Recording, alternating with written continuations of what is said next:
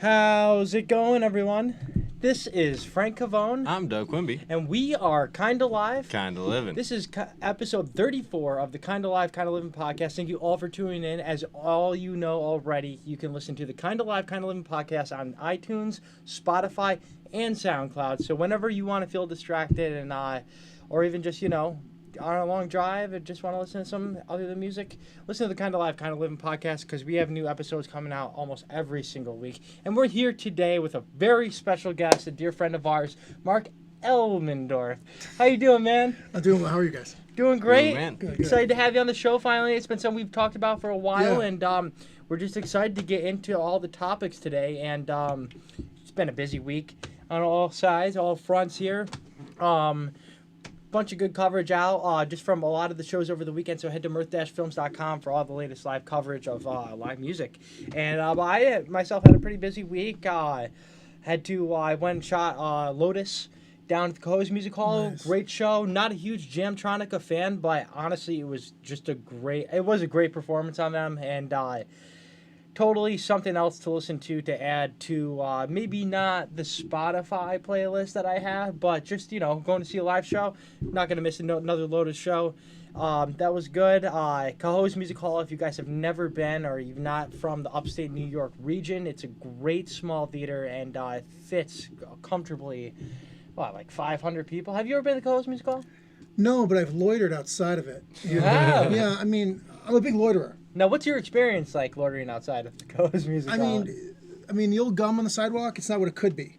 All right, but it's there. It's in all the flavors. You got your blues, your reds, your purple berries, your cherries. Like I said, not all are fresh, but they mean well.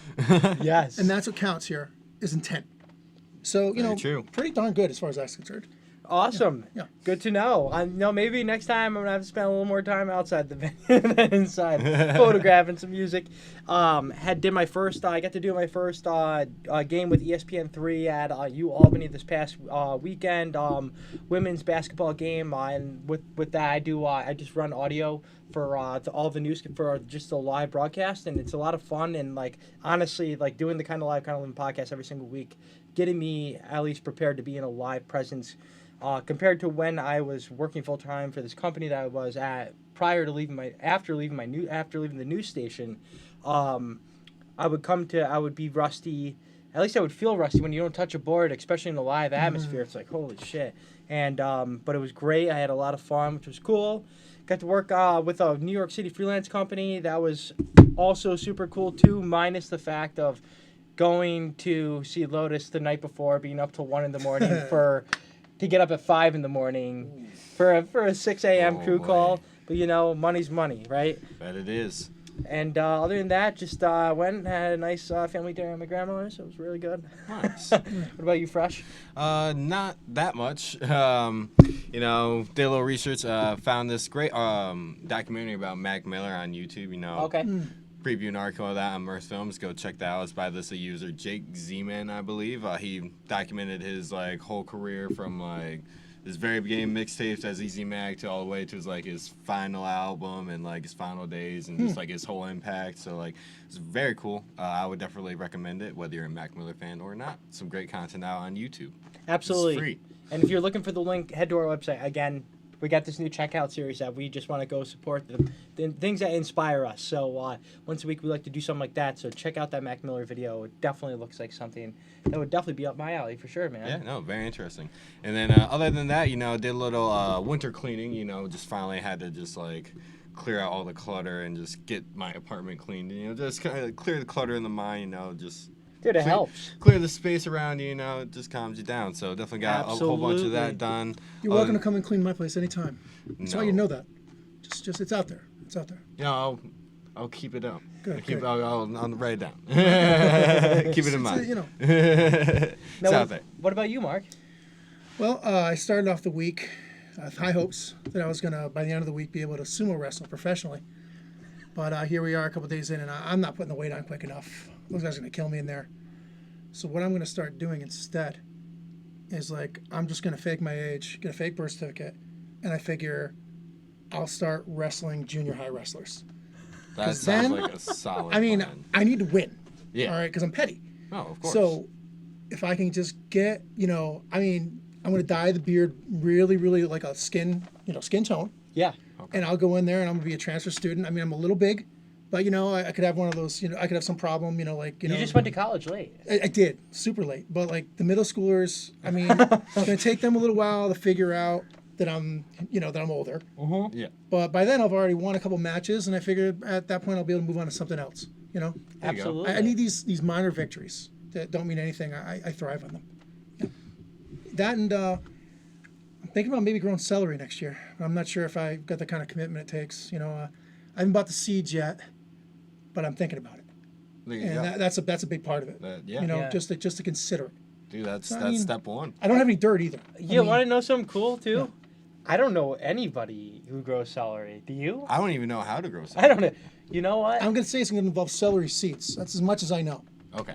Yeah. Okay. I don't want to ruin it for you. I mean, maybe there's a whole other thing. Right. For all I know. Yeah, maybe it's Now, why celery specifically? I like the first bite of celery, that nice snap. After that, it sucks. It's really stringy. It's not as good. I mean, I'll eat it if I gotta. But are you the type of person who likes to dip their celery in something? Yeah, I was about to ask that. I mean, of course I am. Well, look at me. I dip a lot of foods. I'm looking for something that's not good to dip it into. Really. I mean, so what would be the worst choice? There's only one food in the world I won't eat.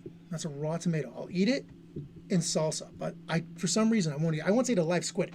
I won't eat that. I don't know. I do not know why. I try it every year, and everybody's like, "You gotta try my tomato. It's earth-shattering. You've never had anything like it." And I'm always like, "Okay." And I'm like, "Be a man." Then I bite it. I'm like, "Oh God, don't spit out in front of this person." And I'm like, "Yeah, it's still awful," but like politely, But yeah. I can't handle them. I don't know why. It's weird. It's all good. Tomatoes are just a weird. What are they? Don't try to make me feel better. I know that I'm weak. I like them. Okay. On a hamburger, I like a tomato. Or in a salad, I like a tomato. But What about cherry tomatoes? cherry, like the ones you pop? Yeah, like the small The ones. little ones. Yeah. Those are the best ones. Put them on a nice tossed salad. I will say, like, I really got to give it to my grandmother and my mom for, like, getting me, like, in the mindset of eating. I don't eat right by any means. Like, before, like, I was so lightheaded today for something was wrong with me. I don't know what it was. And I ordered from Pizza Jerks. Check out Pizza Jerks. A foot-long sub, buffalo knots, like garlic knots. Mouthed those down. We went and had a meeting with somebody, and then we had chicken wings and French fries. And Nice. so today was not the proudest moment for Frank But Avon. how are you feeling now? Oh my God, I feel so much better. I feel so much better. A ringing endorsement for not eating healthy. Honestly, it's got to be the whatever's in the processed food that's making me withdraw, man. Yeah, that's probably it. I probably had a couple extra more in my body. I was like, fuck. And my family just got me on the right path of like appreciating like Oh, I love all produce. food. I could honestly chug a whole bottle of Italian Well, I'm like a dressing. dog. I'll eat anything. I literally like a dog. I'll eat anything except for that. Anything. Anything except It's for sad. tomatoes. It's sad. It's okay. I think tomato is probably the most, like, either you love it or hate it vegetable. I mean, I'm a fan of the sauce it makes. I love it. I love that sauce. I love that too. I just want to eat it raw, like on like a sliced tomato or on a sandwich. I just won't do it. Yeah, that sounds terrible. It does. That's the only way. You want to eat it that way? I don't eat a lot of things, but Doug yeah, tomatoes is actually one of has them. come around. Doug used to like have the worst appetite in the world. Yeah, yeah. Oh, No, like- it used to be like Let's processed like chicken patties, rice, corn. And that was it. Like, I wouldn't eat cheese. Unless it was, like, cheese pizza, that was it. I wouldn't get, like, any toppings on it. No pepperonis, no bacons. Wouldn't eat any bacon. I would get, like, scrambled eggs, no cheese. Like, I wouldn't eat basically anything. Like, no vegetables, no fruits.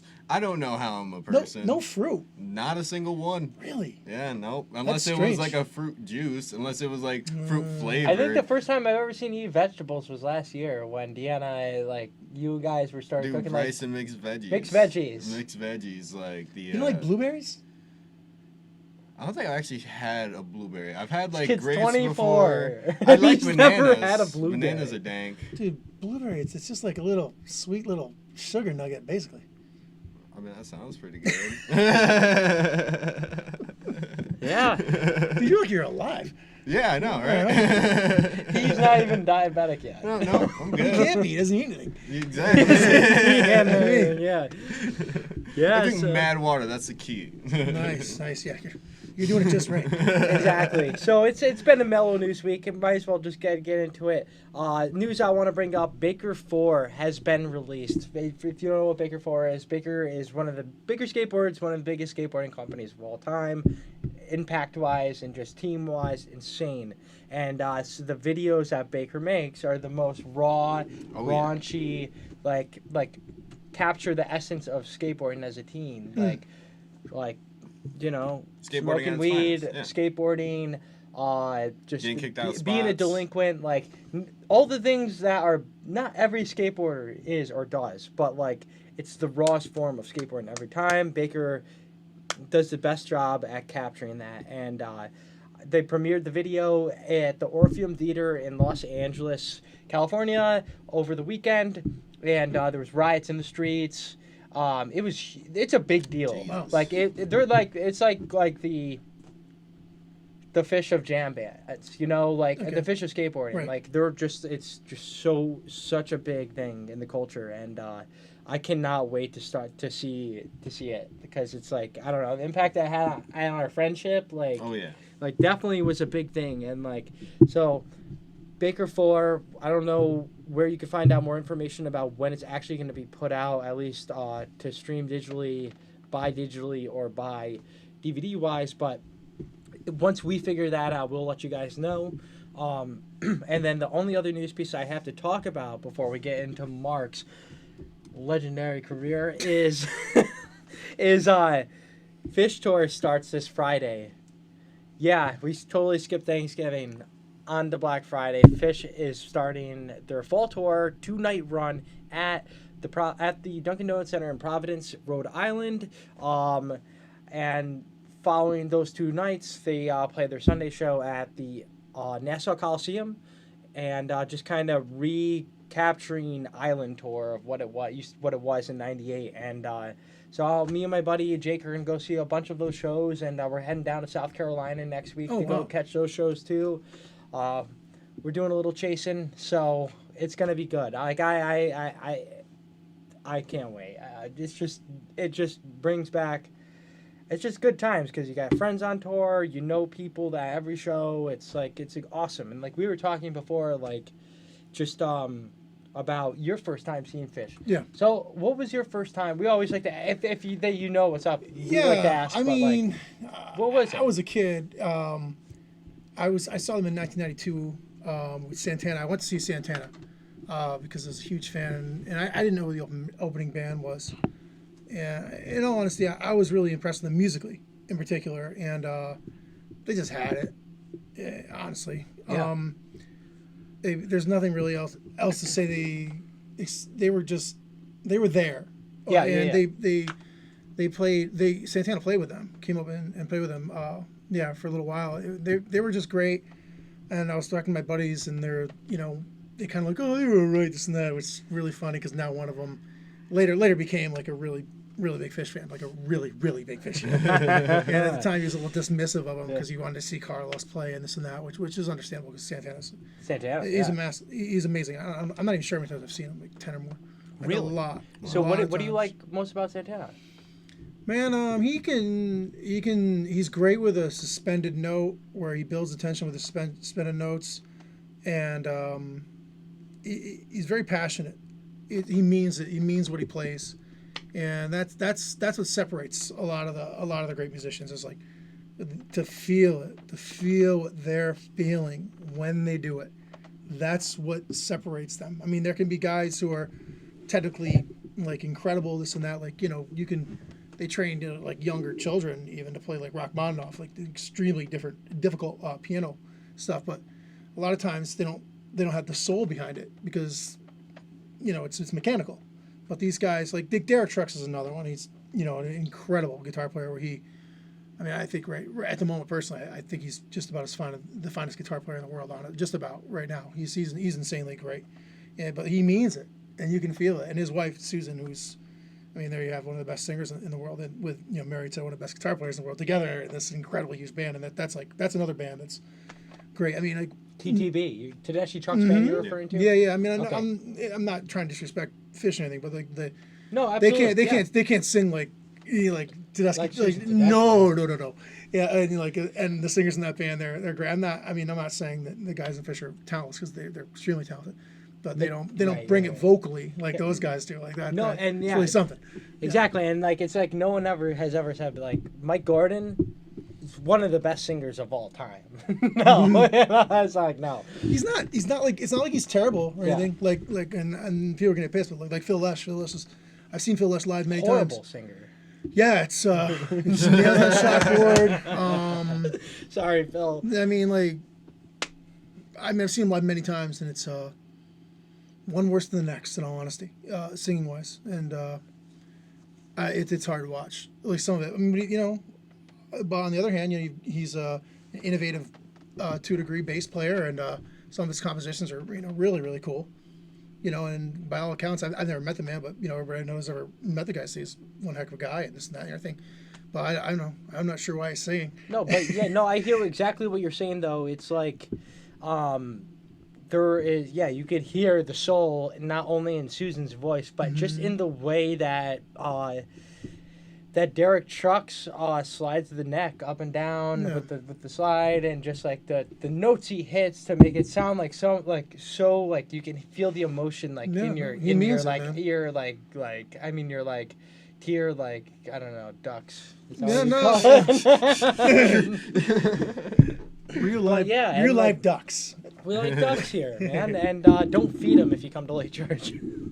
So, and we were also talking about just on the topic of Phish Fall Tour, you have actually gotten to, you were lucky enough to make it into the building for Phish's Glens Falls Halloween '94 show. Oh, I was like. So take me through for that. being at Shakedown in Glens Falls. Yeah. Correct me if I'm wrong. Is this your hometown? This area? Yeah. I was born in Saratoga and lived there before my parents split, and then Chestertown for a little while because my mom took the house up there, and then my mom eventually, when I was in 7th grade, moved us down here. Okay. To Glens Falls. I went to Glens Falls High School, and so basically, I was there in '94 with a whole bunch of friends. We all went, and I was right on the floor. I don't know, 20 feet from the stage, maybe a little closer, for the whole night, and it was so hot in there. It was problematically hot. It was so hot that they had, I don't know what it was. It's it wasn't plywood, but some other thing laid over the ice because the hockey team was playing there, and it was steam. There was steam coming off of it. It was still even on that ice. It was so hot. I don't know how people, up above the stands in the concourse area there. I don't know how they were doing it. I mean, it was really. And the show was, I mean, people don't talk this. It was 5 hours long because they played the entire White Album in the show, and plus I want to say 2 other sets. It was, I don't know how people endured it up high. It was so warm. I know that when I left, when we eventually got out of there, that all the doors were open, and I don't know how long they had been open. Whether they just done it just to, they were desperate to get everybody out of there because it was, the Civic Center to capacity, which is too many people as it is, Yeah. But it was sweltering in there, and then of course Fishman got naked, and I was as close to naked John Fishman as I ever want to be. I mean, great guy and everything, but I'm cool not seeing you naked. I think a lot At of least people you and his wife have something. Yeah.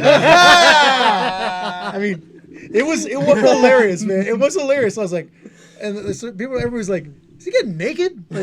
Like for real? Naked? And I'm like, how did this happen? What were you? They were kind of playing this this little sing-songy music, and he goes, I can't remember the exactly. He got out behind the kit, and I was like, right away I was kind of like, is he gonna dance? What's gonna happen? This has that feel that something ain't right. Yeah, I was like, I've been part of some like weird adventures in the past, and this has the feel of being one. And yeah, then like I want to say they played like the stripper theme a little bit, and he kind of like got out of it. And I didn't think it was like. I kept waiting for someone to stop it. You know what I mean? Yeah. Like security or something. Cause like No one stopped it? no. Oh my God. And like I was like, what's gonna happen? Like I'm pretty sure you're not allowed to be naked in public. Yeah. Like pretty sure anyway. And that just went on and on. And he went right across the stage that way. And crowd, of course, is half people were cheering, the other half were laughing hysterically. And yeah, I don't know. Like they played after that. I'm like 80% sure. Yeah, I'm you're sure. the second person to tell me that. Yeah, Because like when I was originally told that, like when you hear like something about a band, like at this show we did this, like I always imagine it's like that ended the show, but I did not know. I'm that. like 80+% sure. Like I'm like yeah, I'm almost positive. Like nothing happened. Like he went back in the drum set and it like just went on. Like I was like. Where are you gonna go from here? I mean, what more? Where can you go? Yeah, from I mean, there? I mean, the weirdness bar has been set pretty high, Yeah. unless everybody's a strip down, and like that's what we have left. But yeah, no, that's what happened. Oh my. Yeah, it was weird. It was a weird one. Yeah. That's weird, man. Now, Yeah. before we get into just the life of just Mark and 2 planets away, Doug, what news do we got to talk about this week? I know it's been a slow week, just in general. Slow week, but some interesting things. Thieves have like stolen like priceless diamonds at this one I saw that. ball museum in I want to say it's Germany over or in somewhere. Germany. Yeah. Yep. It's called Dresden's Green Vault Museum, and I haven't really got too much information about it. But I mean, they got in and got out before like any alarms were triggered, and got out with over like $1 billion worth of. They started a jewels. fire as a distraction. Oh Yeah. wow! No way. That's what Yeah. I felt like it was like one of those legit like could be a movie type of heist. Yeah, it wasn't as dope as the Muppet Caper. I'm not sure if you've ever seen that. I haven't. Yeah, well, the Muppets. They Like that, the Muppets movie. Yeah, it was Okay. dope. That was crazy. I've never seen that. I mean, like, if I was a thief, I would be, like, patterning all my heist behind that. Because the Great Muppet Caper, that was slick. Slick. yeah. I'm not the puppeteer I could be to pull that off, but for right amount of money, I'm willing to practice. So if anybody out there needs, another dude to become a puppeteer on a grand heist, look no further. Hire this Mark guy. Elmendorf. Yeah, that's right. He's Tower got you. Heist was about a plan that Mark Elmendorf came up with. Yeah, except they got rid of the puppet idea, which would have They're been like, what? No, let's just put Eddie Murphy in, Yeah. and that would be better. It probably would have been better. Eddie's funny as hell. Eddie's funny as hell, and you know what? I am so happy that he's making a comeback. Isn't that cool? So what? Isn't he? I'm pretty sure Eddie Murphy just signed a huge contract with Really? Netflix, and Really? is doing another comedy. Is he doing stand up again? He's doing stand up. Somebody just told me, Eric and the drummer 2 Planets Away was just telling me that he saw his new special or new movie. Was it the Dolomite or something? Did you see that? Oh yeah. That's on They Call Me Dolomite or something. Yes, Okay. yes. He thought it was hilarious. I haven't seen it yet, but No, I I'll gotta see check it that. out. No, I got to see that. Eric's got a great sense of humor. So if anybody would be down, Eric would know. If anybody knows. Awesome. And now what else? You said there were, so like with this, so $1 billion worth of jewelry. Over $1 billion worth of jewelry. Really? So I mean, like, Shit. well, I mean, and that's the thing. So like, I feel like I've watched some things about heists lately. So it's like, with like jewelry and like diamond heists, like you can make like a lot of money through that, but you gotta like break all of that stuff Yeah. down. But it's better than like stealing like paintings and whatnot, because you can't make like much money off that on the black market. So it's like they're not gonna like see money from this for a little bit. But I mean, it sounds like they did right. I don't know if they have any suspects or anything. I didn't get to finish this article before getting on stage. Kind of slacking on the kind of live, kind of living. Kind of slacking, kind of living. Kind of slacking, kind of living over slacking, here. yeah. But I mean, hopefully, I hope these guys, just keep all the stuff. You know? He'll be on fine. He'll be out I'm gonna living on decide beach, with felons here. Like, yeah, that sounds. I don't know You know, these bro- guys, and they're in Germany or wherever, but I've got their back. I've got their back. It brought a little excitement to my day. Yeah, You know, yeah. it was like, oh, that's awesome. You know, good for you guys. I hope they get away with this atrocity. You made this Monday a little more. I'm rooting for you guys. So. That's funny. Other than that, yeah, I didn't really find much else for news. we don't get too political here, and No, we it's a don't. lot We of, try lot to of political say, nonsense out there. So Yeah, but I just want to mention to everybody, we do have merch for sale. Mirth-films.com. You can check out all the latest, like I said, all the latest alternative news, live music coverage, yada, merch. all that stuff. And all the podcasts. Yeah, I didn't even pull up the website They tonight. will the website, but didn't- mirth-films.com. Don't forget the dash. And we keep that updated frequently. But, yeah, Doug's been a little indolent lately. little you know? indolent, I don't know if yeah. you guys know what that means. I don't. It means Did you look lazy that up in the as big- fuck. Picture of him next to the definition, too. Nice. Nah, Screw Doug, that. you do a lot of just awesome stuff preparing for the podcast Thanks, and man. stuff. Yeah, I don't want to make you feel that bad. Oh no, So- I don't feel bad. So, here we go. This is Kind of live, kind of silent. kind of live, kind of live. Yes. What's the difference, right? Well, I don't know. It's our name. I don't know what it is, but It is, yeah. Who knows, you know? But so Something Mark, said. growing up in the area, you grew up in Saratoga. well, yeah. A lot of live music going on. Yeah. Okay, where in your life did you first touch an instrument? Okay. When I was, I think it was 3rd or 4th grade, I started playing the alto saxophone.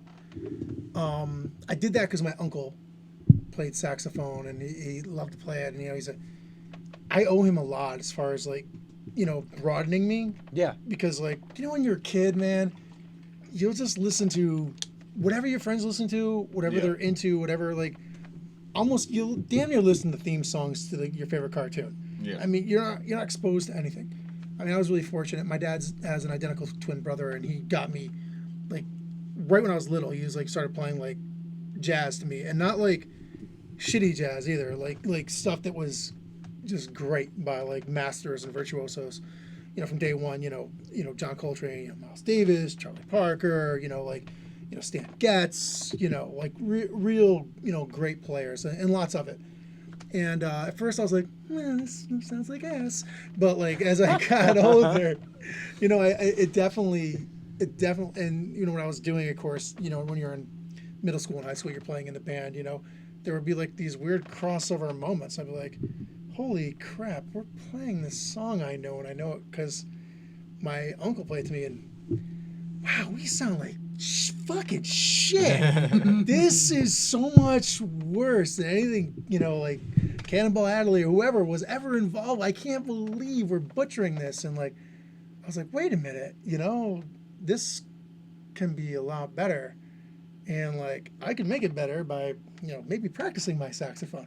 And I got more and more into it. My main instrument, my voice, I loved to sing when I was really young.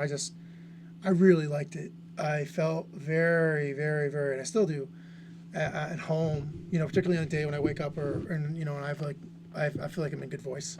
I feel very, very euphoric, and when I'm at the piano and going through a song I want to learn, something I heard, and then I played obsessively like a maniac. Yeah. I don't know if a lot of people will sit there and play the same song 30 to 50,000 times in a row. Sure.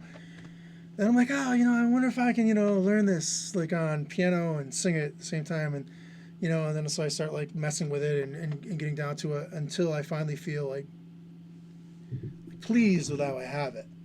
And then oddly, I'm kind of done with it for a little while. Yeah. And I move on to another one, but I'll kind of keep playing it. But I feel like I have to almost immerse myself in the song and get it just right, or I'm not real happy till I do. And other songs that don't lend themselves to that, I'll practice to it if it's a singer I really, really like. really enjoy, that I want to go over and over with, I do that. With that, but yeah, I didn't really start singing seriously until I was probably 16, which is like apparently a huge no-no, because by then your range is basically set. They say, well, not entirely, but just about. You're supposed to start singing like seriously a lot earlier than that. Okay. That's because of changes going in people's bodies. Yeah, I think so. Yeah. It's probably related to puberty in some weird way. Doug made me promise not to talk about puberty. So now here we are. It ain't politics, though. Yeah, it's close. He said all words start with P, so I'm just going to respect that. But not P itself. Oddly, it's got a weird urine thing. I don't know. We talked about that earlier. It got weird, and I'm not. You know me. I'm not one to dive into weirdness. No, not me. But, I appreciate that. You don't look like that. No. It's not something that's in my alley or in my wheelhouse.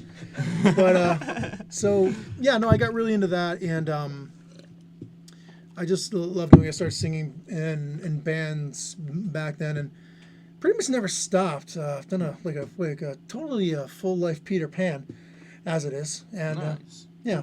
But still keeping it at the age of 16, okay, your taste buds in music have got to change a little bit from Miles Davis, from what you're... even from playing alto sax to, there's some things that go along with getting older, and that's, involves, like, having a good time, and, like, growing up, just what was it like? Were you playing music actively? Did you have a group of friends that you could play with? Yeah, no, I met some guys in high school and we would play and stuff, and I was still in high school when I was playing out. I snuck away to play gigs a few times. Like, my parents didn't know I had I'd play some Wednesdays at what was then Friday on Elm Street, which is no longer there, which is... Is that at Glens Falls? Yeah, I got to be honest with you. It's no place for someone 16 to be, and I mean for reasons. I played there when I was and I had to go to high school, and I was not telling anybody because I didn't want, to get caught, doing it, because I knew I was going to get in trouble, and it wasn't going to be great because the place was not the greatest bar. It was it wasn't a cool place to be, at 16, but they kind of, protected me-ish, because I was so young. That's cool. But ish. So what type of tunes were you playing at that time? We were doing a lot of original stuff. I was playing a lot of Jane's Addiction stuff. Okay. And a lot of stuff like that kind of stuff back then, more like that, and a little bit like Zeppelin, Jane's Addiction.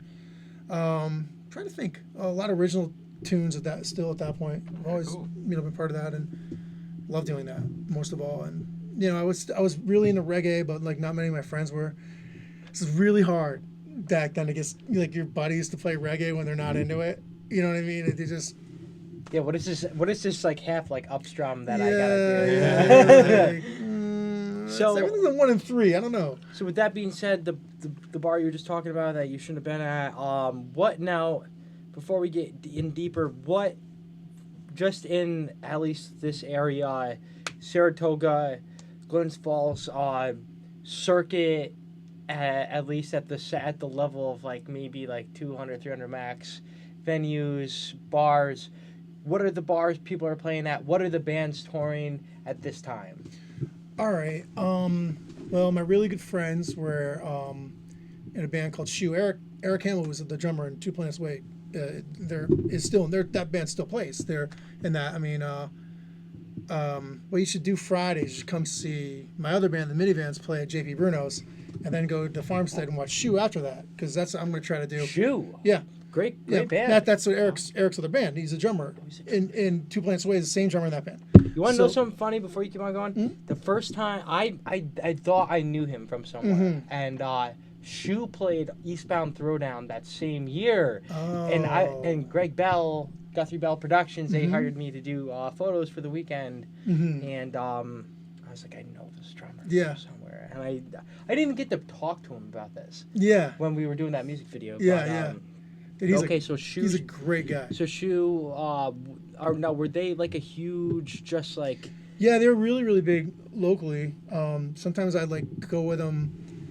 I travel with them out of town and stuff, and go with them and sit in on a couple of songs, this and that. They're those guys are a little older than me, and they were all. I mean, they all are still obviously real talented dudes, great dudes. Still, obviously, really friendly with them. I mean, I've been in groups with Eric since like, oh god, like 1998 or.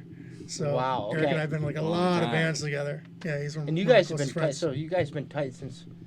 Yeah, Eric. Back in Whenever I the day. write a song, like Eric's like, like I'm ready to do something with it. I send it to Eric always, because Eric and I are like so close, like how we think. You musically. value his opinion. Yeah, no, yeah, I mean, we like the same. I don't know that Eric's ever sent like a band to me or something that I've been like, man, this is friggin' horrible. I mean, I've never ever even been like, I don't really like this. Everything he has ever sent to me, I've been like, wow, I love this. Like, we just have the same tastes and Yeah, stuff. yeah, We're really, really similar that way. you know? So he was one of those guys that happened to like reggae with you. Oh Or- yeah, man. He can play it like nobody, man. He can lay it down. Really? Yeah. Oh god, yeah. Yeah, he's as talented as they come. I mean, he's ultra talented dude. But yeah, he's yeah, I've known him forever, and he's such a good dude. Such a really, really good dude. And always been like, luckily for me, he's always been like a fan of what I do. Yeah. Yeah. So I mean that's like a big part of it. When you're someone like me, I write a lot of songs. Something like that. Yeah. You got to bring him to somebody. Eventually, sooner or later. I mean, you can Somebody's not gotta do share. it. But like then nothing happens. So, but like, I've always brought him my stuff, and and he's always been kind enough, and to work with it, which is great because he can play whatever he wants. He's incredible. That's awesome. Great man. dude. Now, before we get into college Mark, we just want to take a second to look at just all the comments that people have been leaving. Just with that, if you have any questions for Mark, please let us know in the comments below, because this is an active chat that we want to have with you guys too. Oh, So, yeah. so what's going on here, man? Dylan McKenzie, 20-second latency on his data, 25-second latency on the wired desktop. That's our 6-man. 6-man Dylan Yeah, McKenzie. Dylan McKenzie, he will check everything for us remotely, Nice. and Dylan, I just want to openly apologize to you just for promising you just that we're gonna have you come in to run the switcher board, which if you guys haven't noticed already, we're doing this in multicam tonight. It's our 3rd time ever doing this, and just one of the things that we picked up on was that the sound of this running, the fan inside that switcher board, was the mics were so hot that they were picking it up. Oh yeah. And so eventually we'd like to have our own young Jamie. So Dylan, with time, we will make sure that you become a staple of this podcast, like you've already have. So Deanna also mentioned tomatoes are bad in ingredients. Nice. In ingredients. But Dylan said heirloom tomatoes and heritage tomatoes are the best. I don't know if you've tried different types of tomatoes. I've tried many. My stepfather grows like 35 tomato plants every year for like the same thing, and gives them away to all the neighbors because Oh, jeez. who on earth could eat that many tomatoes? And the guy is an artist, and every once in a while I try a slice of like this delectable looking tomato, and I fail. Ain't it? I fail. Ain't it? I'm willing to try again. Like I said, anybody who's dumb enough to eat a live squid will eat anything. So like I'll try again. If you got some tomatoes, send them our way. send them our way, please. We will do a live review, or even just an what is it, ASMR? Like, what are those new videos going on? Yeah, that's like, all. It's just about the sound of things. The sound of people eating. It's Really? like- That's a thing? Yeah, it's a it's thing. like, what the It's fuck, a weird dude? thing. Yeah, but I You know don't what they know. should I do? personally think it's weird. They should do a texture one, like when they get like somebody should get a camera and like put any type of food down, and they should just have the sound of one finger dragging over it, because I bet you there's a whole crew of people in this world for some reason who want to hear what it sounds like when another human being rubs their finger yeah. on like bologna. Bologna. Oh wait, that's Yeah. totally toast. Yeah. Yeah, No, yeah. No, yeah, that's right. They should not show it and have you like guess what it is, and they should show what it is. We're literally giving away the best game show. So new game segment, show, kind of live, kind of living. After this, we'll be rubbing food down. We'll be rubbing food from Yeah. here to eternity. Is it a cantaloupe or ribs? Yeah. Vote in the comments. Oh my god. And just want to encourage everybody who are watching this live. You ever miss a show? Go check it out just on iTunes, and then those for who are listening to this show right now and want to see what's going on, check it out live On YouTube. because we get to have cool people like Mark on every week. You're getting playing a little fast and loose with the term cool.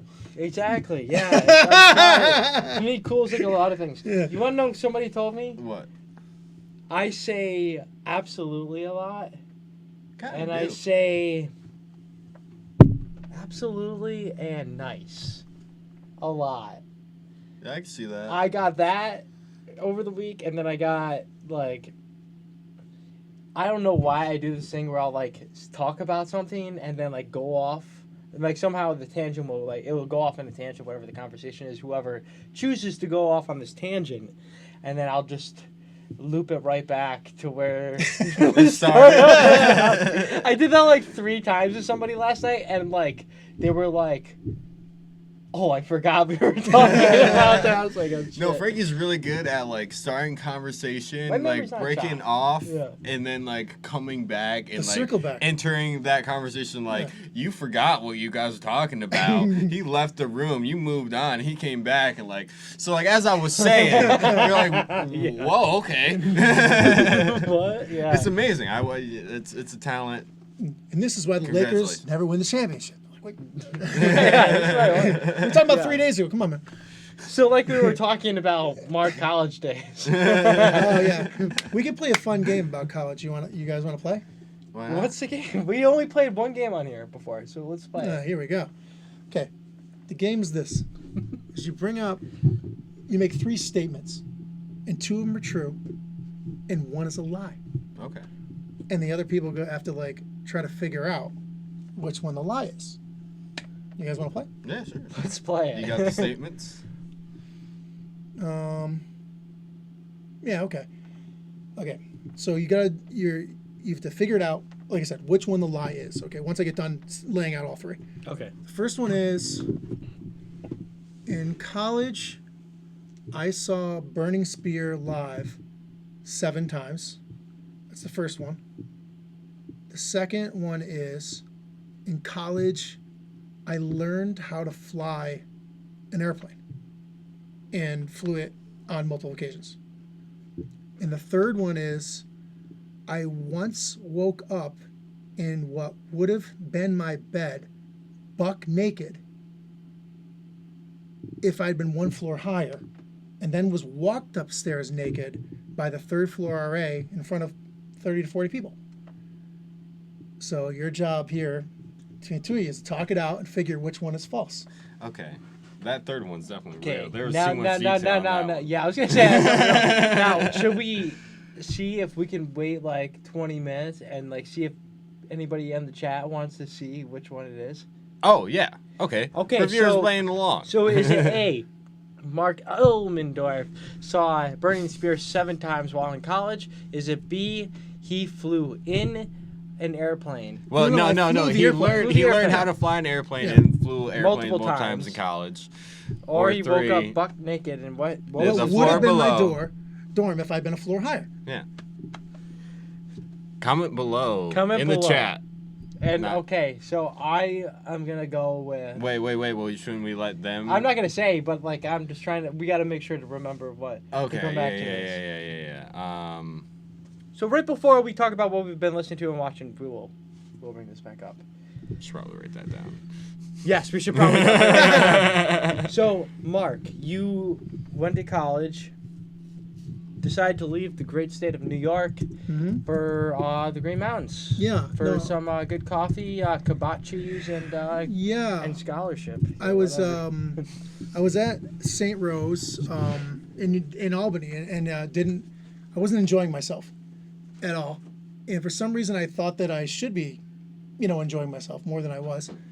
And I was going to go to UVM where my best friend was, where I would go all the time, and it was like totally crazy there. I mean, they were like, when he was there, they were number 1, number 3, number 1 in the nation in partying. Oh man. So as you can guess, things went a little crazy. Yeah. But they wouldn't take like a whole bunch of my credits. And I mean like 18 or 21 of my credit hours. They wouldn't take them from St. Rose. And there was no way I was going to spend, a whole bunch more time in college because I just didn't want to. It wasn't for me. And I mean, I loved college. I loved the people I met there, but like, I wasn't someone who just enjoyed being in college classes. It's not for everybody.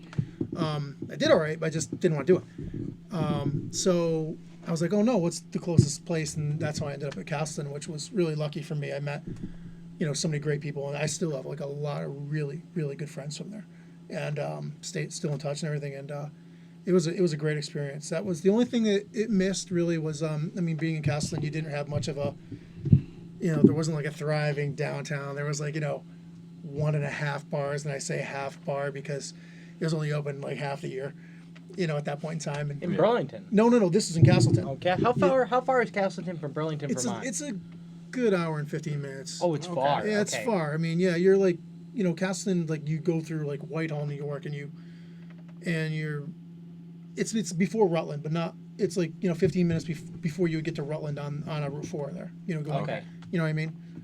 It's where I drop you guys off when you've misbehaved with blindfolds around your faces in the dead of night. Yeah. Same place. Yeah. You guys have walked back from there many times. There's been a couple times that I should have definitely wore some sneakers. Yeah, we all make mistakes, and you're gonna learn that. Where we hang out. You're gonna learn. Learn by mistakes. I mean, and bringing that oxygen tank that one time. I mean, that saved both of you, and you end up in Lake Bombazine. That was key. You don't want to end up in Lake Bombazine. No, you really don't. I got a buddy who ended up in that lake one time. No way. Yeah, not in a good way either. Oh. He escaped the car as it broke through the ice. He made it. Yeah. Yeah. Oh, legend. Yeah. God, yeah. There's a whole other part to the story, but I don't want to. He still thinks he's undercover from his parents. I don't want to blow it for him. Yeah. Because I could totally. Yeah. So you were there. Were you playing music actively in Castleton? Yeah, I was in a little bit of I was in a band here back home still, and I was in a band for a brief amount of time, in college as well. Too. Awesome. Yeah, so I was in 2 different groups kind of simultaneously. It was really hard. For a long time, I kind of wished that I had, chased down some contacts I'd had at the time in New York, friends and some people who were kind of in the industry a little bit, and not gone to college and done that. But let's be honest, I had a little growing up to do. And by a little, I mean, I had a lot of growing up to do.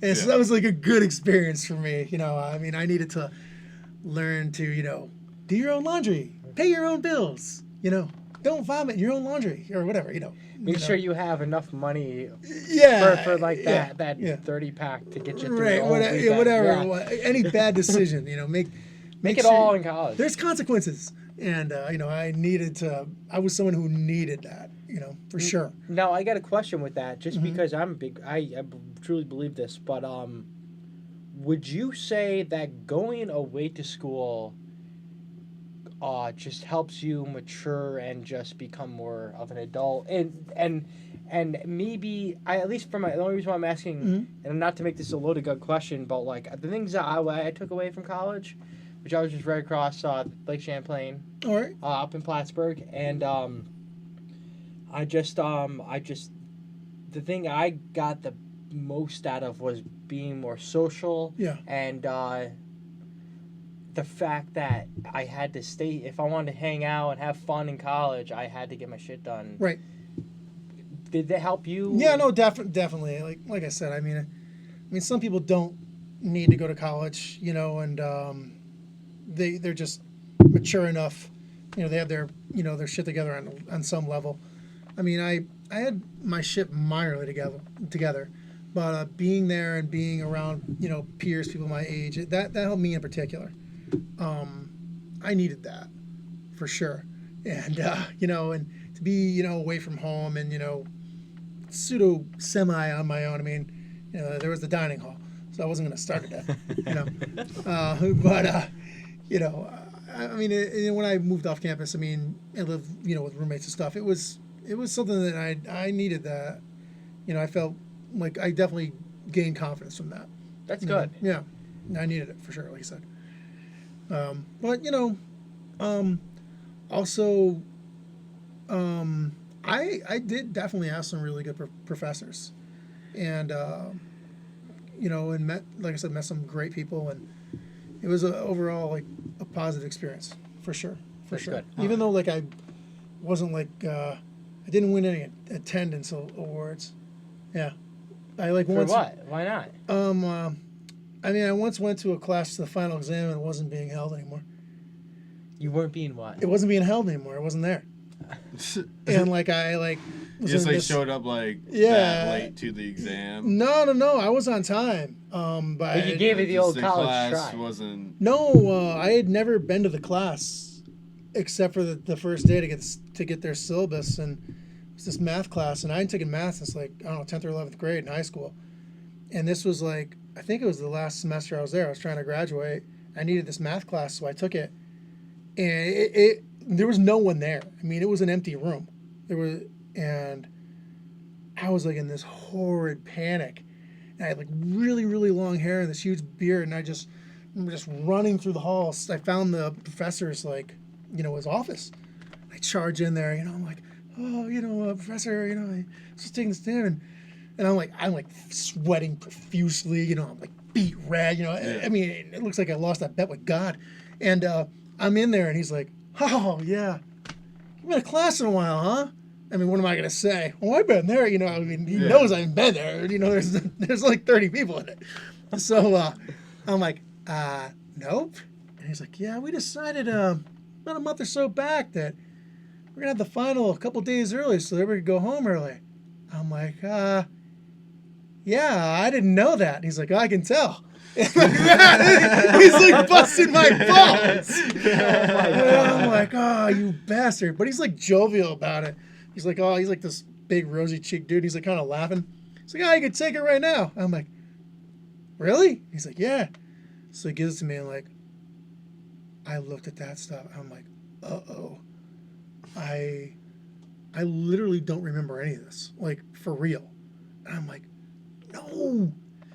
He's like, make sure you show all your work, you get extra credit for that. And I'm like, I'll be showing work all right. I mean, I know how to do these. I mean, I'm just going to just start writing. Really trouble. I mean, look, I have no notes. So you can use your notes, but I don't have any notes. I've never been to class. You know what I mean? I've got the book, So I'm in there, and like, I had to go up there 3 more times to get extra work paper. And it was that horrible, that yellowish, like it's almost construction paper. You know what I'm talking about? Yeah, it's like, what's still legal paper? No, it's not that even. It's like, I don't know, it's like this thick printer paper, but yellow, that they made out of like the worst tree ever. Or whatever. Some it's like sad-ass it's like something like tree. It's like, you get your pencil, it's like writing out all horrible. And like I had to go, like I said, I had to go up there like 3 times to work this out.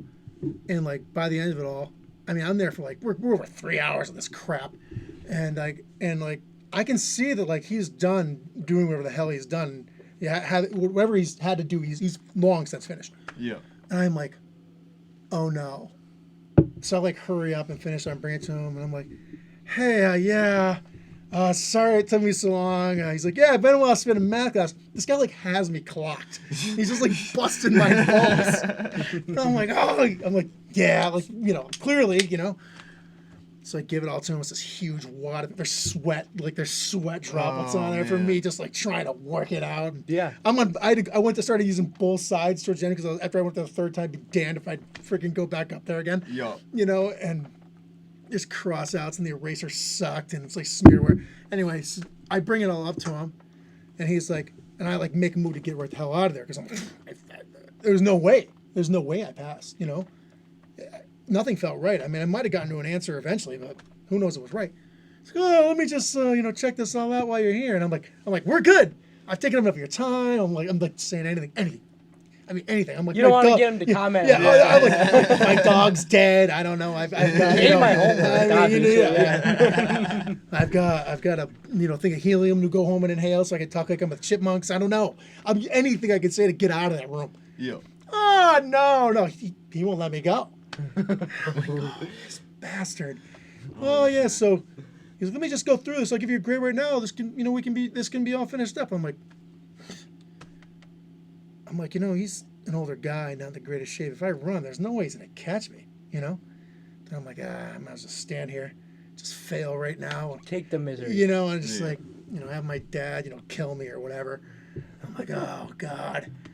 So I'm sitting there, and he's like, as he's going through it, he's like laughing. Like, like I'm like the village idiot, like I rub pineapples on my face to shave, like something horrible, like I'm this complete ass. So I was like, oh yeah, if you use such and such a formula, you got here a lot quicker. And I'm like, yeah, well, clearly I don't know that formula, or didn't think it applied to this, or I woulda, And I'm like, just give me this F and I get out of here, And so he's, oh yeah, all right, and as he's going through this last couple of questions, he's flipping over because there's so much just crap written on it. I've got stuff crossed out, no with an exclamation point on it, because I don't want him to count that because it's completely wrong. Yeah. And he's like, well, you got there. He goes, I can't believe you got there this way. He's like, kind of half impressed with my screw ups, what I mean? So anyway, long story short, it gets through. He's like, huh. It gives me this look like, come to class once in a while. You probably could have done pretty well. I'm like, uh-huh. And he's like, but overall, he goes, you can do this math. Gives me a B. What? Whoa! I ran out of there. What? It was the same feeling people probably, get when they were at the murder scene and maybe they were involved, a little bit, but they're not a suspect. The cops never come. It was the same feeling. I was elate. It was one of the happiest moments of my life. Honest to God, I had this spike of adrenaline in that moment and euphoria. I don't know. I mean, I've very few since where the sense of relief just washed over me. You know what I mean? Because there was no way. Yeah. There was no way I was going to be able to say my parents, I'm going to need take out a student loan to go next semester because I'm too dumb to go to math class, or whatever. Oh, my mom's a math teacher, by the way, and my dad's a mathematician, and not somebody who just dabbles here and there. He's not A squared plus B squared equals C. He's no. My dad and the guy in A Beautiful Mind and two other dorks invented this thing called a functor, which is some sort of mathematical equation proven by a universal rule or something that I don't understand. And my sister's also a math teacher, so I wasn't gonna ride that I failed math and didn't graduate thing. I wasn't gonna ride that out. That was gonna come back. Yeah. There was my other uncle does the launch software for NASA. No word to lie. He's the worst company who does that. So they're really good at math. That was the one subject you couldn't fail on. There was it was not gonna go well for me. Yeah. So I got out of that and kept that little story to myself for 5 or 10 years. Then when I deemed it was okay, I might have blurted it out one time, but otherwise, I was on the down low for a while. I want to know how close I came. Yeah. I missed the test. You missed everything except the first class. Yeah. Because you got to go to that one, because that's when you get your syllabus. That's the important one. You don't ever miss the first class. Yeah. It's key. It's fine advice. And if you do miss the first class, you drop it. Yeah, well, unless you're saying, oh, I'm transferring in because I was in this class and I didn't like it, and I'm now going to take this. Then you're okay. But in general, if you plan on never attending the class, which was my intention for a lot of college, that first one's going to come in handy, real handy. And then my buddy who was in the class too, like a dick, never told me they changed it because he's a dick. God damn. Yeah, and he's you close to him? Not really. You can see why. I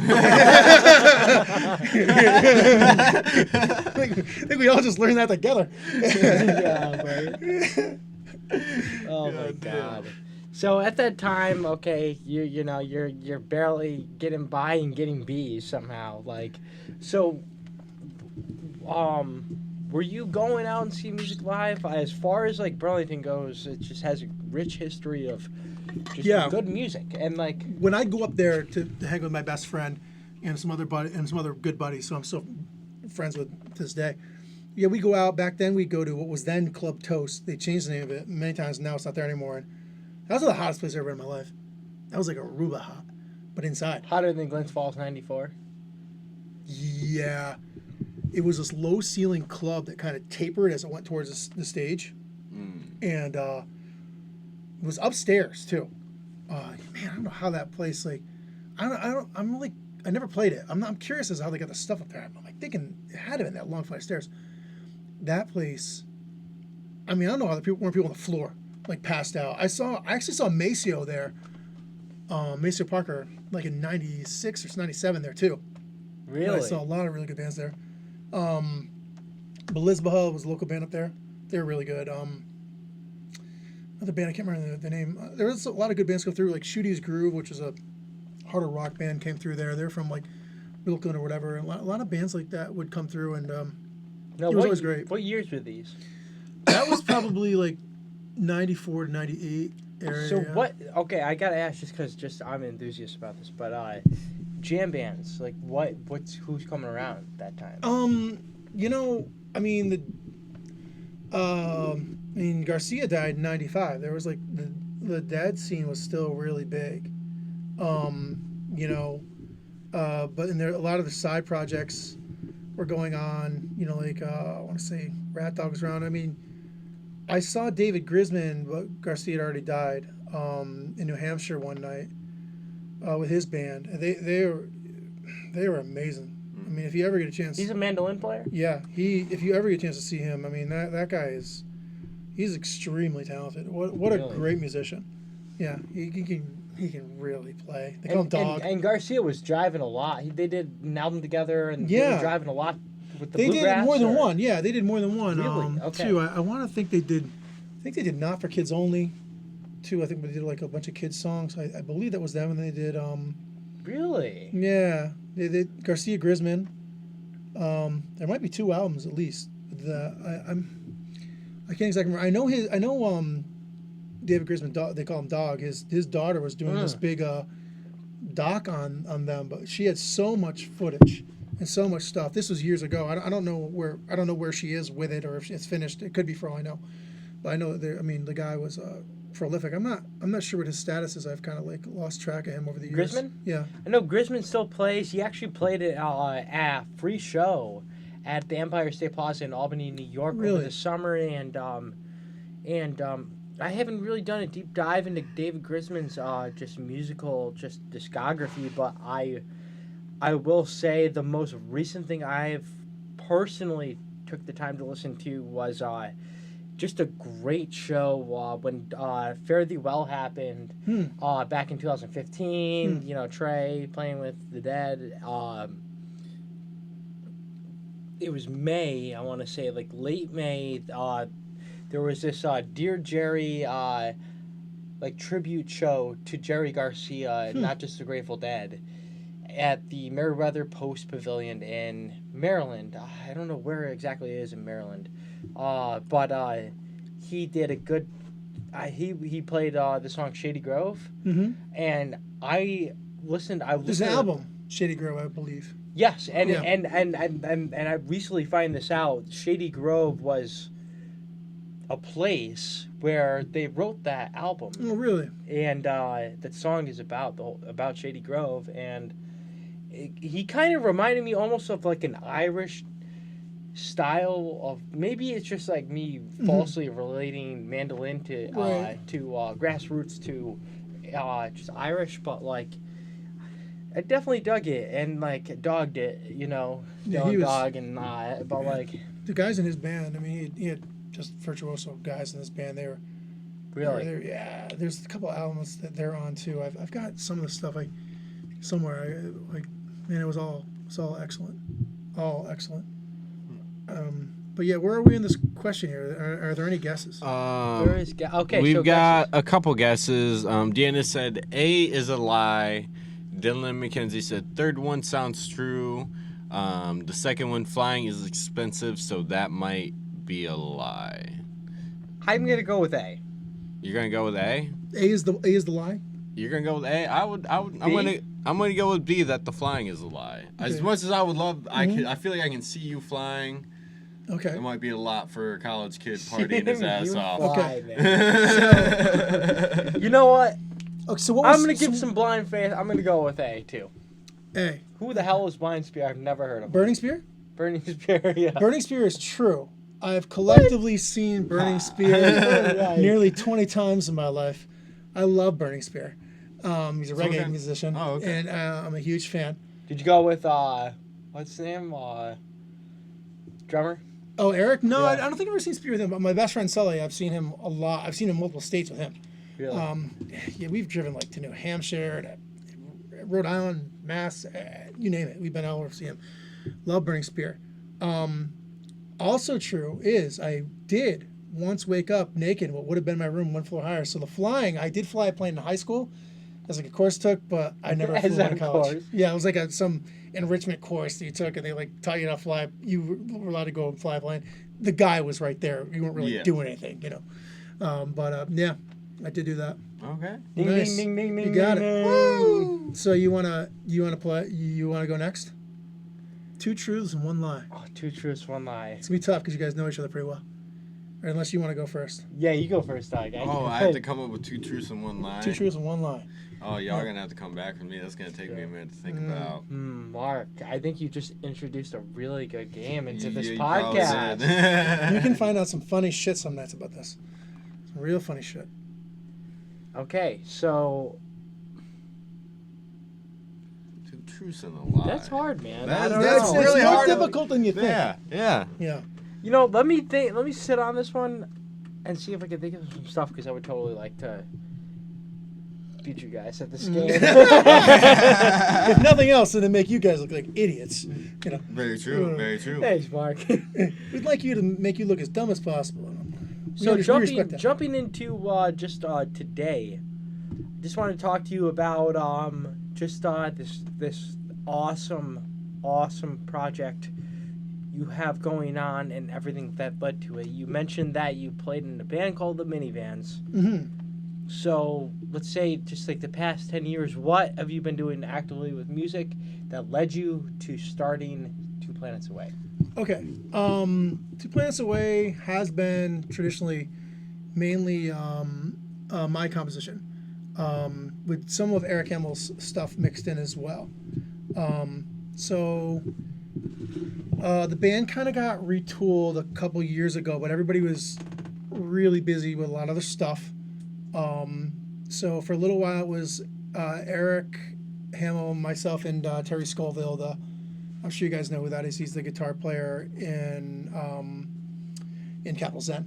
Yeah. And the singer and guitar player in that. And so Terry and I really clicked musically, and that's who I'm also in the Minivans with. Okay. He's a guitar player in that band as well, along with the great bass player Pat Nolan. He's been in a million projects. And this guy Nick, whose last name I'm going to say wrong right now, just like Frankie biffed mine. Elmendorf. And I'm going to biff Nick's so bad.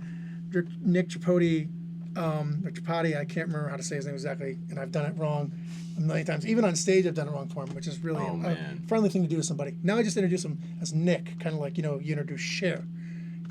Same thing. I tell people sometimes that he is Cher. So, so in any event, yeah, with those guys, and we played for a while. We were playing quite a few shows with those guys. It's mainly just do a lot of really fun covers in that band. Okay. And in the meantime, while that was kind of going on, I was out one night and in Saratoga, and as you guys have gleaned, I'm a massive reggae fan. Love ever since I was lucky enough to go to Jamaica when I was a kid, and I started I was into it then, and it just kind of was morphed into this bizarre obsession. I just love reggae bands, and I caught this reggae band down there, and I knew James because he'd been to some of our shows, some of the Minivan shows. I knew him through Terry because he and Terry apparently had worked together, and he nailed that stuff, and I knew that it was kind of like one of those gigs, was a little throw together where he'd kind of been asked to play at the last minute. Bless you. At the last minute, and he nailed it, and I was like, oh man, and they got into some other like blues rock jams. I was like, oh, this guy would be perfect for us. And once we had him in there, it locked, and it made 2 Planets Away, the stuff 2 Planets Away really happened. Okay. It's just so much easier to really get a recording project going when you have all the instruments. You have bass, you have drums, you have guitar, singing and piano. When you have all of it, you can really start to break some ground and move forward. And we were and that's what happened. And so we started working on these tunes periodically. It really happened sporadically. We get together and we just track in literally my living room, and we track in there, and then we'd come back over if there were any overdubs to be done. We'd do that, and it just went on and on over time. And then we finally finished the thinnest slice. I wish I knew when. And then not many months ago, and then we sent it out to be it got mixed and then mastered, which of course two things that you think are gonna, oh man, it's gonna be, a couple weeks, it's just one of those things. It's never a couple weeks, and it just took some time. Yeah, but like we eventually got done, and we're all real happy with it. It was such a fun thing. I mean, talking about like three. I'm lucky to work with those guys. Those guys are great, man. Everybody wants to play with those guys. I feel real fortunate to be able. No, it's definitely a solid cast of guys you got. Yeah, it's fun, and so yeah, we did that, and obviously we did that video with that one with Later for All, that song with you guys, which was totally awesome. I had the flu during that. You guys remember that? Yeah, I remember you had the flu because you wouldn't let me shake your hand, and dude, I was which sick. I've never shaken your hand. So live on the podcast. Nice. Yes, that's not true. We shook hands at that festival this summer. Oh, we did. Yeah, then high-fived about 300 times. 3,000 times. Yeah, I gotta be honest. Like, I had like a little mini freak out during 80K Fest. Like, mentally, like. That was a hard one. It was a hard one. It was a fun one. It was a fun one, and it was great. Sometimes like I do like in situations like that, wish that I was on the side of just being a fan, because like I love Adirondack Independence Music Festival. It's my favorite festival, and bias as fuck, it's the best festival. I recommend everybody should come because it's right by one of the most beautiful lakes in all of the country, and it's just with the environment that Adirondack Independence Music Festival brings. It is, it brings some amazing acts in that like a lot of towns won't usually do, and like I want to tip my hat to Dave Emmon because he really does like make it happen. He does a great job. Does a great job just locally for the whole fucking music scene. Because you know what, to somebody like a government official who would have no idea what a band like Pigeons Playing Ping Pong or like The Special or just any like band, jam band or young band that maybe that somebody else would be like, okay, why should we publicly fund this festival when I don't know a single name on this freaking bill? Well, maybe like it's just like our town does a really good job of putting the trust into Dave in just bringing great music, and it's proved time and time and over again that these bands that no one has ever really heard of, if you're an older person, like are a thing. Like this thing is going on. There's this well-oiled machine, which you could call it a jam band, you could call it rock and roll. Take it how you want. But I personally believe that this is just another phase of rock and roll, and the fact that that's able to come just into a small town to be so successful, the numbers have grown and it's shown. It was packed as hell down there. I've been in the last couple of years, and definitely Dave, man, it's not easy to put something like that together. It's the last thing that is easy, and he does a wonderful job. I mean, it's a damn near a thankless job too, because it's just something like that up to the last minute you're still receiving all kinds of crazy phone calls and text messages about this problem or that problem, and really good of them to do that. Really good of them. And absolutely. You guys, man, your pictures from that stuff, they were awesome. You guys did like some of those shots, man, those are like something right out of like Rolling Stone, man. I mean, honestly, they were some great stuff. That happened in the hometown, man. We're so lucky. What a fun thing, you know what I mean? Like, absolutely. What a great, and it's such really a chill thing too, you know what I mean? And there's always like, there's always cool food and little, vendors and stuff. It's just cool, man. You see people you don't see for a long time. Yeah, definitely, like, that's exactly. I know what you're saying, and it's just like, okay, it's about time something like this has happened. Like Lake George has something like for those who don't know, Americade and Car Show are some of the biggest events that happen that draw people to this town, other than just the beauty of the Adirondacks. And when you mix in something like that, trying new things, it's really cool. And but like with going that, you've had like even local acts like Formula 5 play, and like Mark, I just gotta ask, like when I found out that you were playing with James, I forgot how like the process. Go check out just. First of all, subscribe to 2 Planets Away on YouTube, and go check out their music video late, if at all. But I grew up in this area not appreciating local music. I really didn't until like I turned like 19, 20 years old, because my brain was Metallica, Megadeth, Slayer, Anthrax, Testament, Right. you know, Heavy stuff.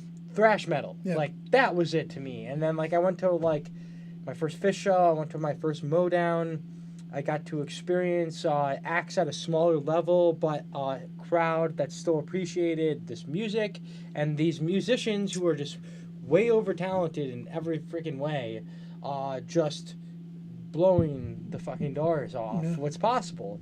So going in deeper, Doug and I just being from this town, Formula 5 is like the most sentimental thing I've ever been a part of. Oh, cool. Everything that I've done, like Formula 5 has been like, I don't know, like today I was just like, I was, because it was like a year ago today that they played the Palace Theater, that I was just like, I listened to the song Getting Tough again, and like just, man, it almost like, it's sad to not be able to see them, and like we like bonded like with these guys, and like Really they were our did. homies, and like it was sad, you know, to hear that they weren't going to be playing all the time together. And like one thing that I was thinking about the other day was just like listening back to like that Palace show, is like it was all so good and like so talented. It's like,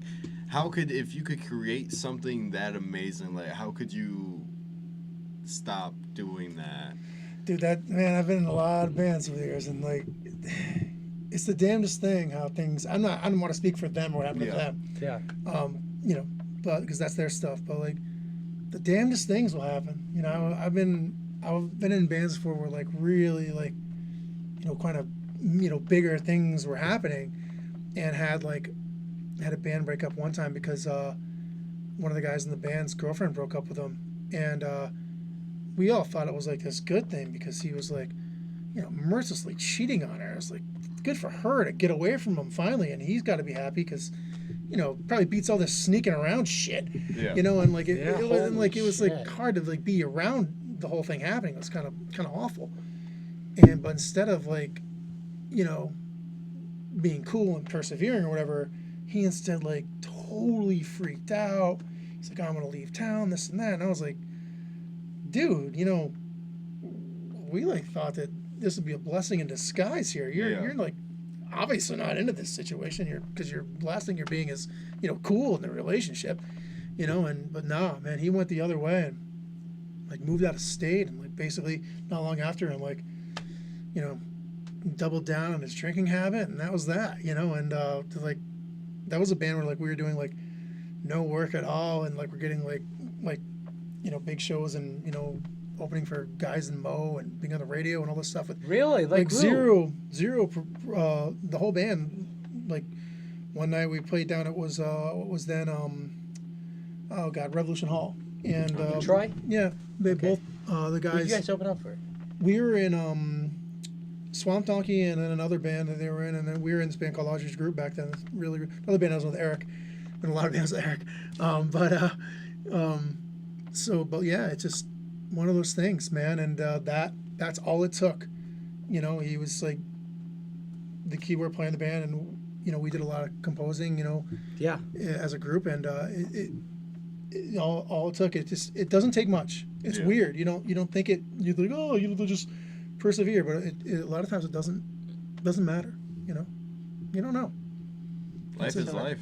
Yeah, well, you know, it's a different relationship when you're in band with guys. It's definitely a different relationship. You're really close. You know, you're working together towards a goal. You've got like a lot of interpersonal stuff because you shared a lot of like, you know, emotion, you know, through playing, and maybe, you know, in my case, lyrically or whatever. And there's a different relationship. You're like, you know, it's like almost like a sibling type thing. And you know, so when, you know, something fractures that, you know, it's everybody can get, you know, pretty butthurt pretty fast.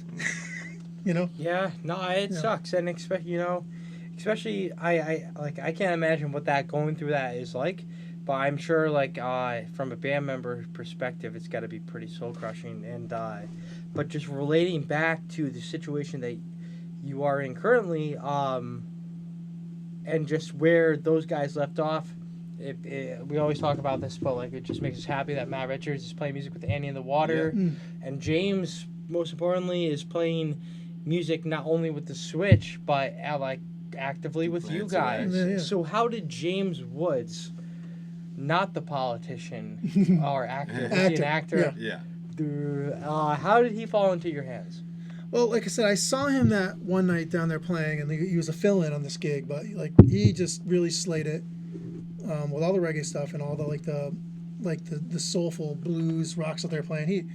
He was just right there, and I knew right away that he liked what I liked, and he played the type of stuff that I love, you know, and like I said, he and Terry have a long history from working together and stuff like that, and Terry's my guy. I mean, like without Terry, we wouldn't have been able to make the record because our schedules going in and out of the studio would have been damn near impossible without Terry being able to facilitate that both in my living room and his basement.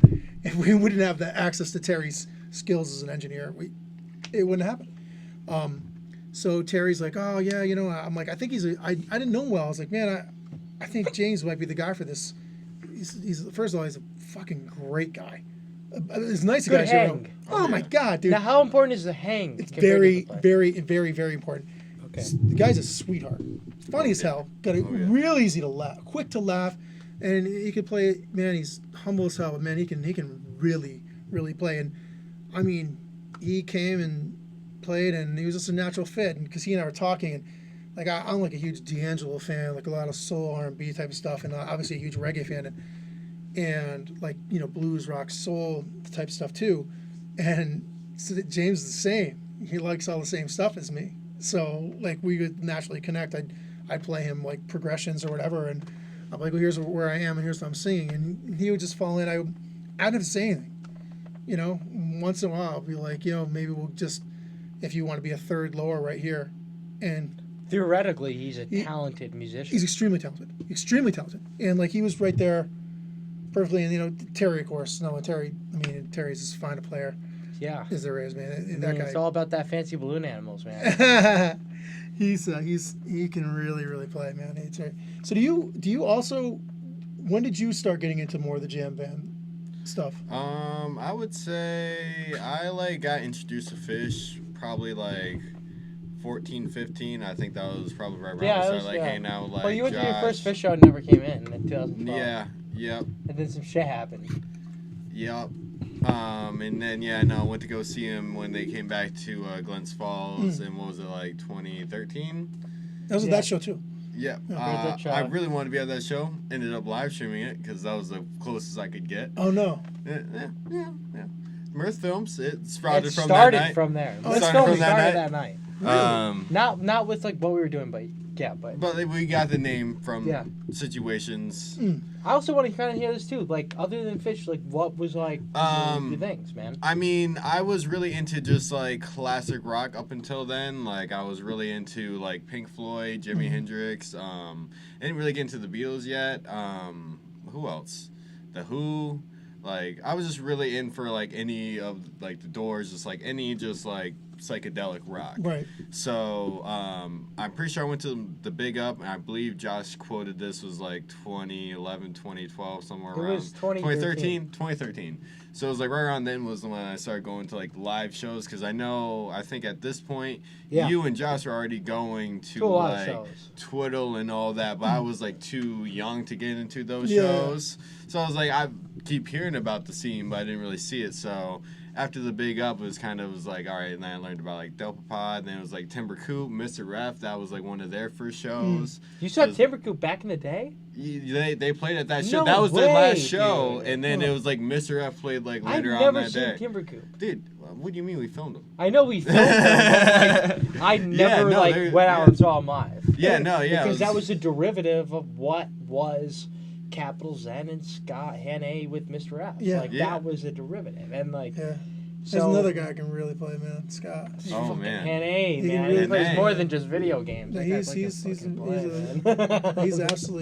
really talented guy. Really talented guy. Super. And you know what? Another good dude. And like, too. yeah, another really good dude. He's straight a down to earth. you know, there's other than like my homies like you guys and you two, Elmendorf. Nice try.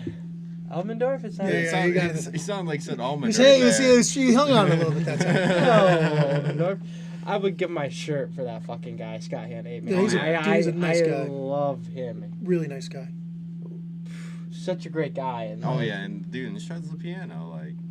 Man, he's a good bass player and guitar player too. Man, he can. He's Shred. Dude, yeah, no. Shred. He's a Dude, straight up he musician. taught Kevin Sawyer how to play bass guitar. Oh, really? Yeah. He's a talented guy, man. Really talented. Another really talented guy from this area. Really, really good. Really Absolutely, man. But so this led you guys to you met outside that Phish show that night is the genesis of Mirth Films, from what you're saying. I was in Plattsburgh actually that night. I was live streaming the show because I had your Wi-Fi went out. All right, let me get into the story for everyone who is, This is new the story to of it. Mirth Films. So- Of the name, at least. Okay. Phish 2013, Glens Falls. Okay. I wasn't able to go to the show because of legal reasons. Okay. But I was like, I'm gonna live stream it because like I was really into the band at this point.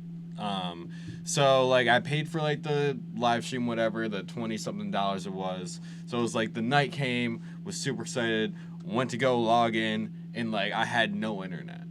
Like I was like, Dad, like what's going on? Like I'd like reset the internet, like went, just like kept trying it. So it was like half hour into the show. I was like, Frankie's like, how's the show? I'm like, I don't know, man. Here's my information. Someone should watch this. Don't let my money go to waste. And then I was just like, after like, I think it wasn't even before like set one was done. I was just like, it's still like just like fostering like, and like my dad was like, well, why don't you ask the upstairs neighbor for like their Wi-Fi password? I'm just like, oh yeah, that's a great idea. So I like went upstairs and I was like, hey, got the show I really need to see. It's online. Wi-Fi's out. Can I get your Wi-Fi password? He was like, yeah, of course. It's like the name of the password is and the password and the password is Mirth is King, all caps. Oh, cool. And I was like, that's Mirth is King. Yeah. okay, like I didn't question it, but like also I had no idea what Mirth was. Yeah. Who is this guy? Why is he king? What are you talking about? What is Mirth? What is Mirth? I don't know. Yeah. I have a Phish show to watch, so like I'm not gonna ask questions. So like went downstairs, typed it all in, used that, was able to watch the rest of the show. I think I tuned in like Right Out of Alaska, which was like one of my favorite songs sick, at the time, like Bum Bum Pow. Definitely our first time hearing that song. Oh yeah. And then yeah, so eventually, then that's like the password I would give to people when I had like mad people over at my house. Like can't have like 8 people on my Wi-Fi, so like send a few over to the neighbor's Wi-Fi. Sorry, Gaylord. Gaylord. It's past. I gotta get over it. How would this podcast last at your old place, man? I think it'd be more authentic because Mirth is King and we'll be in the house of Mirth, man. No, that would be pretty cool. We'd probably do it like, right in the tilted living room. Yeah. And for our friends who are now living in Doug's current apartment, if you ever move out, let us I know, would literally please. just pay rent for that place just to make sure no one else had it. Yeah. Really? No, I'd go back there. I've had like thoughts of like if I had the opportunity to rent this and like still have my own, like I would live there if I could just live there. But really? Like, I like in my hard times, like back in the day, like I moved around a lot and like I went through a little bit with my mom and I needed a place to go. Sure. And Doug's and your dad we're always like open arms, cool. like Really family cool. oriented, and like, dude, you saved my ass in so many different levels. Like, Yeah. I get in a fight with my mom and be like, over the dumbest thing, which like now we get along way better, which I'm really happy about. I'm happy about that too. Dude, it just No, makes no, life it's just easier. Cool. No one likes to fight, and like No. she just like, anytime that would happen, it'd be like. Kind of be like, oh, it's your mom. Yeah. Of course. This is like after like I dropped out of college and like we were kind of both trying to figure our shit out because we were both in Yeah, shit it was position. not great. We were both not fucked. good That spots. sucks. Early, we were both fucked early and like And at this point, I had nothing going on with my life, and I don't mean that in a bad. Like, it's not negative to anything that we were doing, because like it really built our friendship, and it really built our just what we were doing today. But like, it just really was. It really was like, what's going on here, and like I could see why you moved to Las Vegas for a couple of years, and I could see like, all right. What are you doing there, dancing? A little bit of that. Nice. A little bit of singing. Yeah. Yeah. But your dad was always, and is always, just Shout out to Papa Q. Hopefully Papa you're Q. watching right now. Something funny about Doug and I, both me and Doug and both of our parents, we both have the same names. Yep. So I'm Francovone, my dad's Francovone, Doug's Doug Quimby, and Doug's dad's really? Doug Quimby. So they obviously are trying to keep it OG. I guess and so. Like, and I'm not junior. You're not junior though. I'm not right? a junior Nope. either. My Different dad would middle always names. think you're not junior. Different I'm middle like, names. Nice. Yeah, you can't fall into them traps. No. Yes. Right now, there's some guy named Bubba St. Clair Jr. writing an angry ass. Yeah, I was like, I was not one. My daddy was a man that I was named after because he was a man. He was like, you little bitches. He's all talking shit. The hot dog It's like thing. it's all written. It's all written, all angry. Oh, man. Yeah, so like that kind of just like, there's a lot of like we did some crazy shit back there in were the some day. fun times. I would always enjoy my dad's perspective because he would like go to bed and it would just be like me in my room like asleep, and then he would like come back, like wake up in the morning like 6, 7 o'clock in the morning. There'd be like 4 people in the living room just passed out. And the funny thing about Doug's house was, Doug lives on a hill, like in the village, Dude, like and like the steepest hill. the steepest okay. hill. The I know steepest I hill. know Like, you mean. 50, 60 degree Yeah. angle for no reason. Yeah. for no reason, and like Doug's bedroom window was level with the ground. Yeah. What? So Yeah, like- all you would have to do would be like you could pick step up the out of my window. I had my bed right in front of it too, so it was like perfect. Easy. Yeah, Yeah. it was So set you up. just sneak out. Convenient if nothing else. Exactly. So yeah, you'd be like, how the fuck did everybody get here? I never read the door. I didn't even hear the door. Nobody Jeez. knocked. It's Yeah, like- no, like there was a few times people just like come in just midday, like, yo, what's going on? Like I'm just like come through here, like, yeah, I guess. Yeah, so like midday, like Doug's dad would be like watching his cowboy or sci-fi show. Be like, just come out and be like, hey, Craig's here. He was like, how'd he get in here? He's like, oh, he came through my window. He's like, y'all can't be doing that. Yeah, it was the place to be back in the day. That's fun funny. times. That's funny shit. And yeah, so it was a trip for sure. But just to wrap up our conversation, man, there's 2 things I want to talk to you about. But and the first one is Riptide.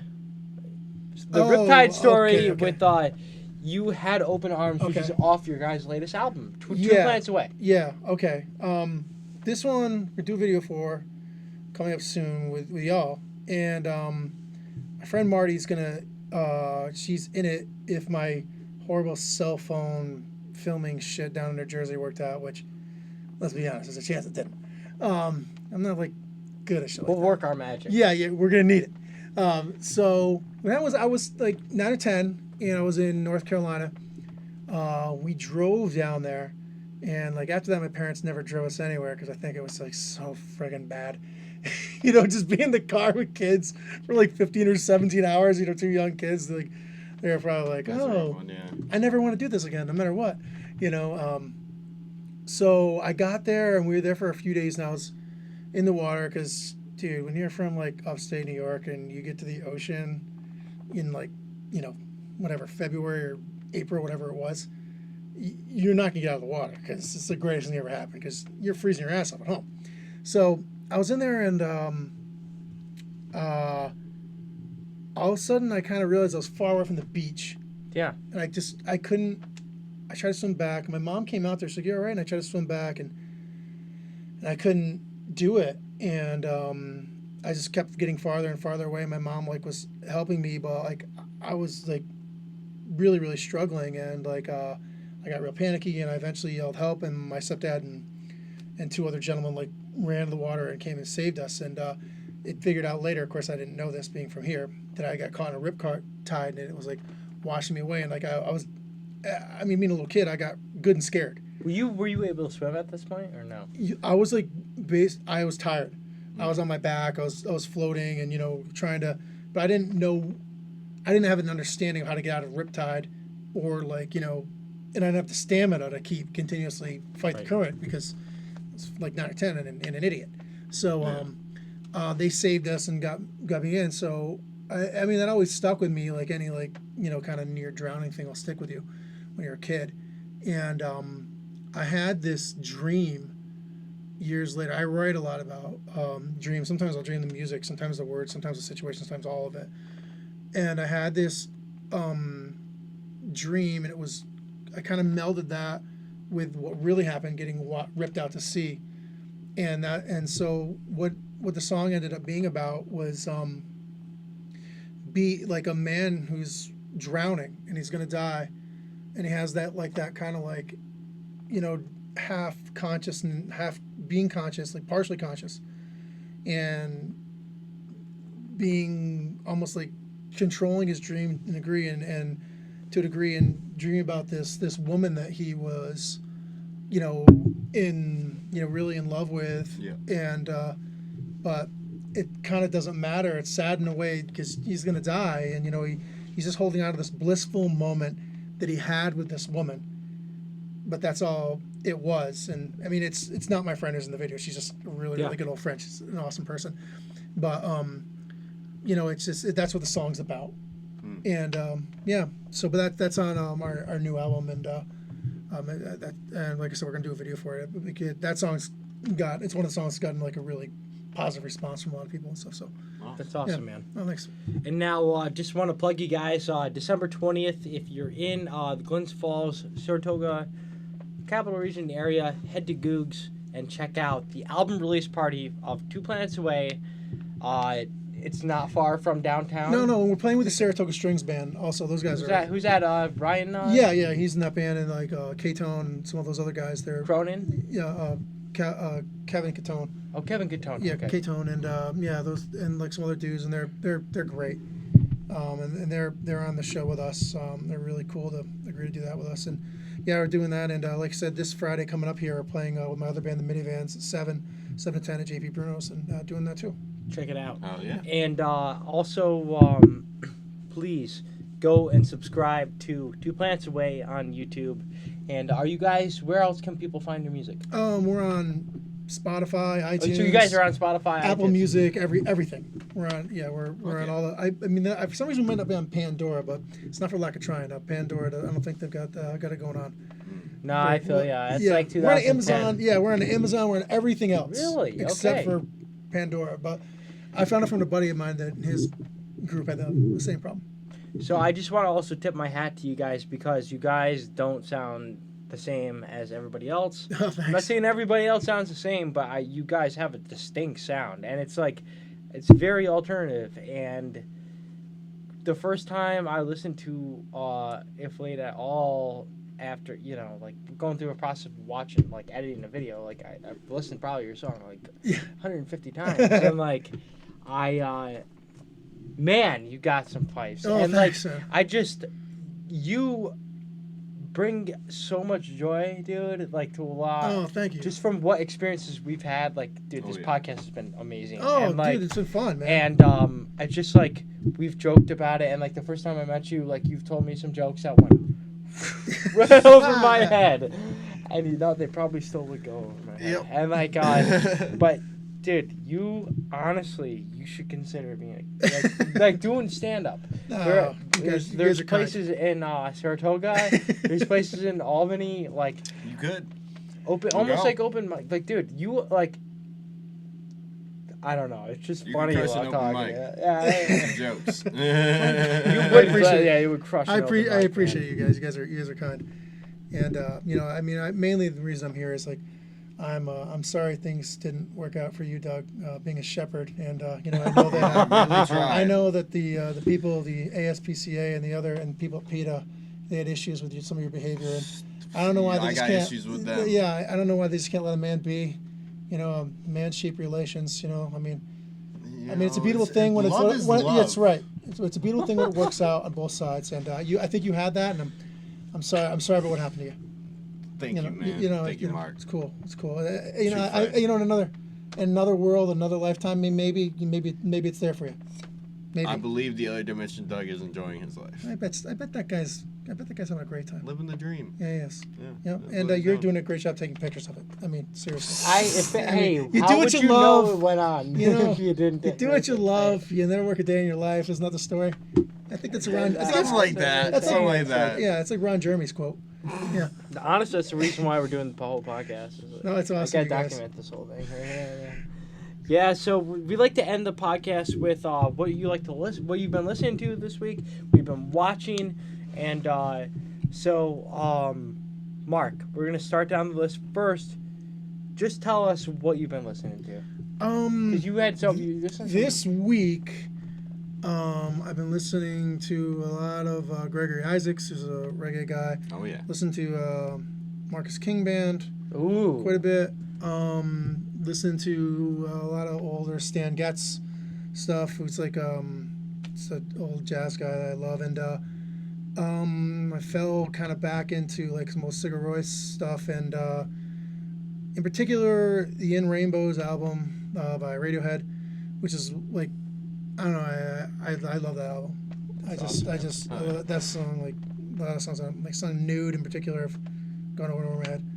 Yeah, that. What are you guys? What about you, man? I've been listening to a lot of like the old JRE podcasts. You know when he had that like show, Joe Rogan Questions Everything on Sci-Fi? Well, he had like podcasts for like each episode. So if you go back and through like a whole bunch of his podcasts, you can like find those ones. So I've been listening to those a lot. Nice. Other than that, I got Mac Miller Swimming on vinyl.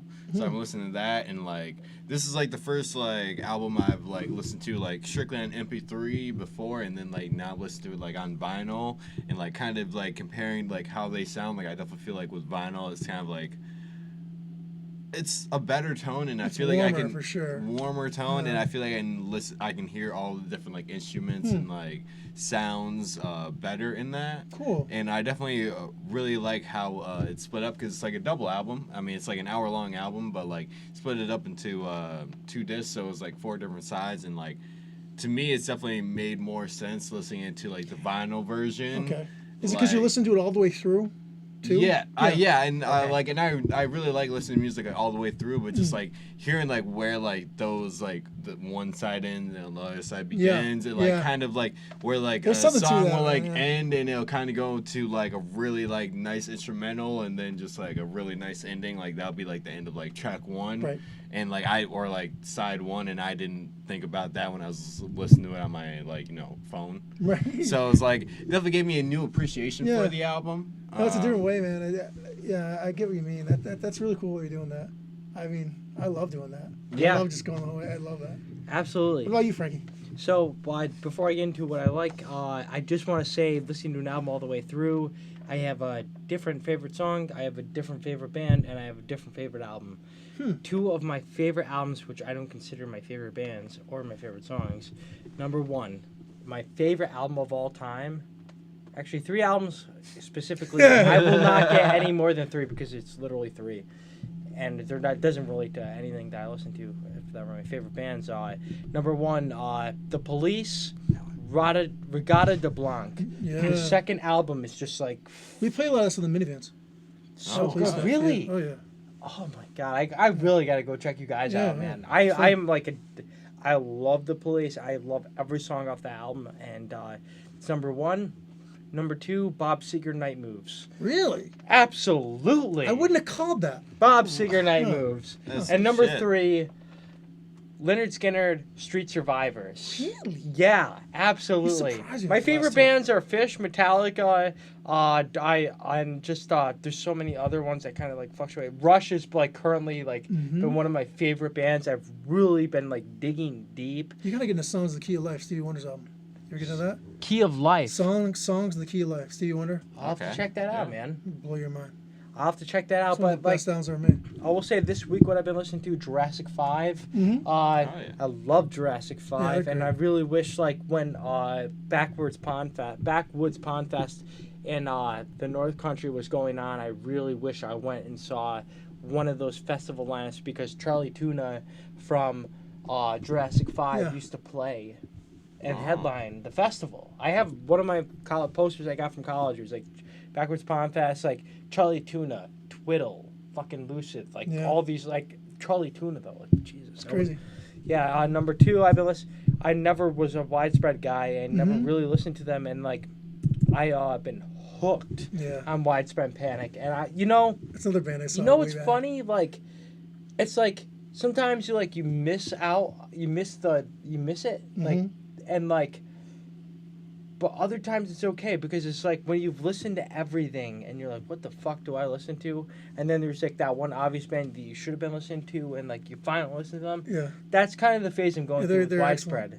Like, I listened to the song Please for the first time. I'm like, dude, I want to strip naked to this song. Or just like disco or like pick up the pieces. Like, I'm sure That's a like, great song. damn. What is that? That's the one with a red album cover with a girl with a bird. Is it Every Day is the name of the album? I have no idea.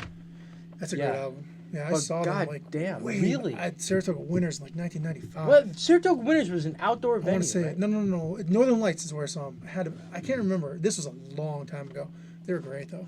That's They were awesome, excellent, man. Yeah. And then third, Tenacious D. Oh, nice. I've been recently playing a lot of guitar, Oh, cool. and I've told this many times now on this podcast, but like I stopped playing for 2 years, and like because creatively, juice wise, in my head, like I really like, I don't know, I like had this thing that like if I'm doing something creatively, I got to put all my creative energy to one thing, and that was video, Right. and it always will be.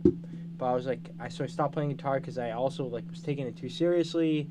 I wasn't good to take it to that serious level, and like it really put a damper on how my perspective on everything. And it was just like even songs I would play live with my buddy, like I wouldn't listen to anymore because it really hurt. Oh, okay. Like it sucked, man. Like and like then I just picked up my guitar, my acoustic guitar. I want to say like a year ago, and I started just playing acoustic, really making sure that every note was sounding out correctly, everything was dialed down. Like I was fluid, I didn't have any effects or any like distortion to cover my fuck ups, and I've been writing a lot of music actually. Great. I probably wrote like 7 songs in That's the awesome. past like 6 months, and like stuff I really believe in too, and like but it was hard for me to get back into it, and like the reason why I'm bringing up Tenacious D is because there's a song Papagenu. I don't know. He's my sassafras. You know, No, you've never I don't seen know this- Tenacious D? I've seen it, but I don't know that song. It's like the scene where like he's flying with Sasquatch. Oh, Down here, the Sasquatch yeah. died. I've seen. It's like it's got you like know, that I riff. don't It's know. like Yeah, I've seen it's it. like but I don't- do my friend sent me that. you know, like so like I mashed up 3 songs like in like my go-to song when I play guitar now is Working Man. It's just like something I can sing and play and feel confident with. Always start with that. And then but like it was like Phish has this song called Ha Ha Ha, and then so I was mixing that with that song, and then that song from the Cheech and Chong Up in Smoke movie is like da da da da da da da da da da. So like I like go and like do like a ha ha ha like as a comedy. Yeah. So like start off like da da da da da I da. love that. Ha ha ha, and then I'll just jump right into that other song, and then right into Nice. So just like it really, I don't know, it kind of supplements how I've been feeling lately. I've just been, I gotta say, like I went through a little bit early in September, and like, man, these past couple weeks have just been on, and like everything's been great with Mirth Films, and like Cool. I really want to give a big shout out to everybody who's helped Mirth Films, because this week, like, it's just like, dude, I had a fucking like long weekend, and like on Mondays it's editorial day, like morning, everything needs to be ready to go, like for Monday morning. We're a news outlet, you know. And I believe if we want it to be taken seriously, we got to make sure we stay on top of our shit. Sure. You know, and it's hard sometimes when you got fucking life going on. And like, our just contributing team have been crushing it, like been fucking killing it, and great. like which makes it easier for us, which makes it easier for the whole system to run, and the growth of Mirth Films and the potential that it could build to, which I really think, you know, this, man, we put a lot of work in this, and we don't get paid for it. Like Right. this is a passion project that like kind of got to another level that is like in this middle said field of what could be possible, and like it's just like holding on tight, kind of like how we had to do with the skate park, you know, man. Like it's been a wild ride. It's great. You know, we've met some fucking awesome people, and like we have people who care about what we're doing. Like people who are like when you're passionate, it shows, man. When people see that you love something and you're really into it, it draws people to it, and that's the most wonderful stuff. You know, when they too, you know, are enthusiastic about what you're enthusiastic about. That's how you get these teams people to get, like you're saying, you have a team. That's how you get them, because they sense that you're passionate and you're taking it seriously and for real, and they want to be part of it. And that's when beautiful things happen. That's when they happen. Sure. Dude, I agree with you, man. And it's just like, a team aspect is the only aspect. Yeah. That's why bands work, you Yeah. know, like, and, but yeah, so it's just been, I don't know, it's been a good couple weeks, man. And like, but other than that, I'm just gonna shoot it, boomerang it back down. We've been watching, personally, The Mandalorian. I'm a huge Star Wars guy. As we talked about how to watch the fucking Star Wars. It's a great show about bounty hunters in the Star Wars just realm. Great. And then I didn't know if I brought this up last podcast, but Jenkum, subscribe to them on Instagram. I mean on YouTube. What Jenkum is, it's huffing shit. But it's actually like that's like the actual term of Jenkum. Oh man. But yeah, it's actual. People get high off poop and like. I thought I was the one to say the weirdest. Yeah, but what Jenkum is in skateboarding, they're just like raw skateboarding, and Nice. just so like there was this dude who like put this like iPhone video on the Jenkum YouTube page of how to refine a friendly reminder to treat your filmers well. Yeah. You saw that? Yeah. I thought it was hilarious. I thought it was but awesome he was too. so Yeah, true, it was though. very truthful. Like, you know, you got to respect your film, especially if you're a skater, because you know, like they're the ones who are gonna document everything you're out there breaking your ass to be doing. Yeah. And Without them, you're dead in the water. Yeah, exactly. Right. So you really got to treat them with respect, you know. Exactly. And then number 2, I forgot. Okay. So 9 Club. Omar Hassan is on the 9 Club this week. He was just on yesterday. Today's Monday. Today's Monday, yeah. So go check out Omar Hassan. But more importantly, Mike Carroll of Girl Skateboards was on the 9 Club Experience this past week on Thursday. Go check out the 9 Club Experience, especially because if you do like skateboarding, the 9 Club, if you want to find out about skateboards individually, that's the way to do it. But if you want to keep up to date with everything going on in the skateboarding community, the 9 Club Experience goes over everything skateboarding news. So they have 2 different shows. And also with that being said, Skater of the Year contenders, you can now vote on ThrasherMagazine.com. Ooh. Please go vote. I'm going to publicly just give who I want to fucking vote for. Who? Milton Martinez, because fucking Demolition.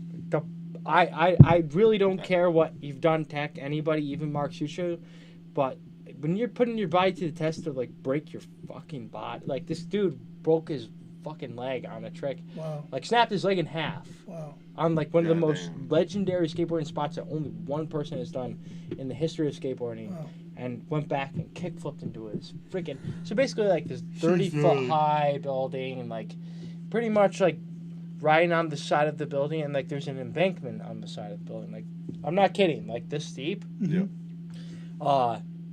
Like on a 30-foot building, kick flipping into this bomb drop, to land into the embankment, into a busy street in downtown Los Angeles. Wow. Psycho. Oh, I might have seen something on that. It was crazy. Was that kind of like it was like a bridge right over? Look, it's like, a car wash. Yeah. Oh, the bridge. I know what you're talking about. Okay. That was Leo Romero, which also Okay. you can vote for him too. He did a kickflip nose manual over a bridge with cars going on. You saw that? Yeah, no, I actually think I saw that one too as well. Yeah. He did it.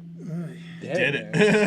He kind of did it. Crazy. And then also just to keep with the Star Wars just theme, the Star Wars rap. Go check that out on YouTube. But most importantly, Troops. It's a spin-off of Cops, but it's the Empire. The Empire, just like Imperial Star Troopers. Nice. Just day to day, like what Stormtroopers just like talking shit. What you going to do? And Yeah. like they're like going like same way of like Cops. Like awesome. it's a crazy life on Tatooine. Yeah, yada.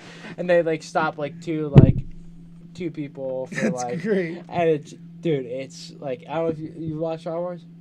Oh yeah. Okay, so like the scene where like I don't mind giving out the spoiler because the movie came out in 1977, Doug. Go for it. But Star Wars Episode 4, Luke thinks that these two droids were stolen. Yeah. And so he goes and leaves with the droids, and then his aunt and uncle get killed. Yeah. So. Uncle Owen and Avery. Yeah. Yeah. And so in Troops, I'll have to send you this link. It's fucking you gotta awesome. send it to me. And they get this call about a domestic dispute, and it's between both of them about how the uncle was being too hard on Luke and how he left. And like the aunt like slashed his ear. like there's a huge backstory on like why they got killed. You send that to me. It was like, wow, if only. That's awesome. You've never seen it? No. You've never seen any Star Wars. I'm telling you to watch my- every single one before the episode 9 comes out. Yeah, you're gonna be. That's you're What do you think of the new ones, man? I mean, they're good. I mean, I don't. I like. I don't mean 1, 2, and 3. I mean 7, 8, 9. Yeah. I enjoyed them. I enjoyed the one. What's the one where they were the rebels? Where they were. Resistance? Yeah, the one where they got the codes that are later where like many so and so gave their lives, and it was that one. That movie. What was that one called? Force Awakens? Yeah. The first out of the 3? Yeah. Anyway, in any event, I really liked that one too. That one was really good.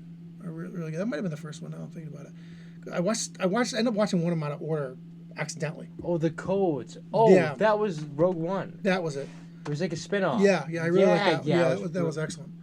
That was excellent. Yeah, but the other ones I really liked. I mean, I got a soft spot growing up with 4, 5, and 6.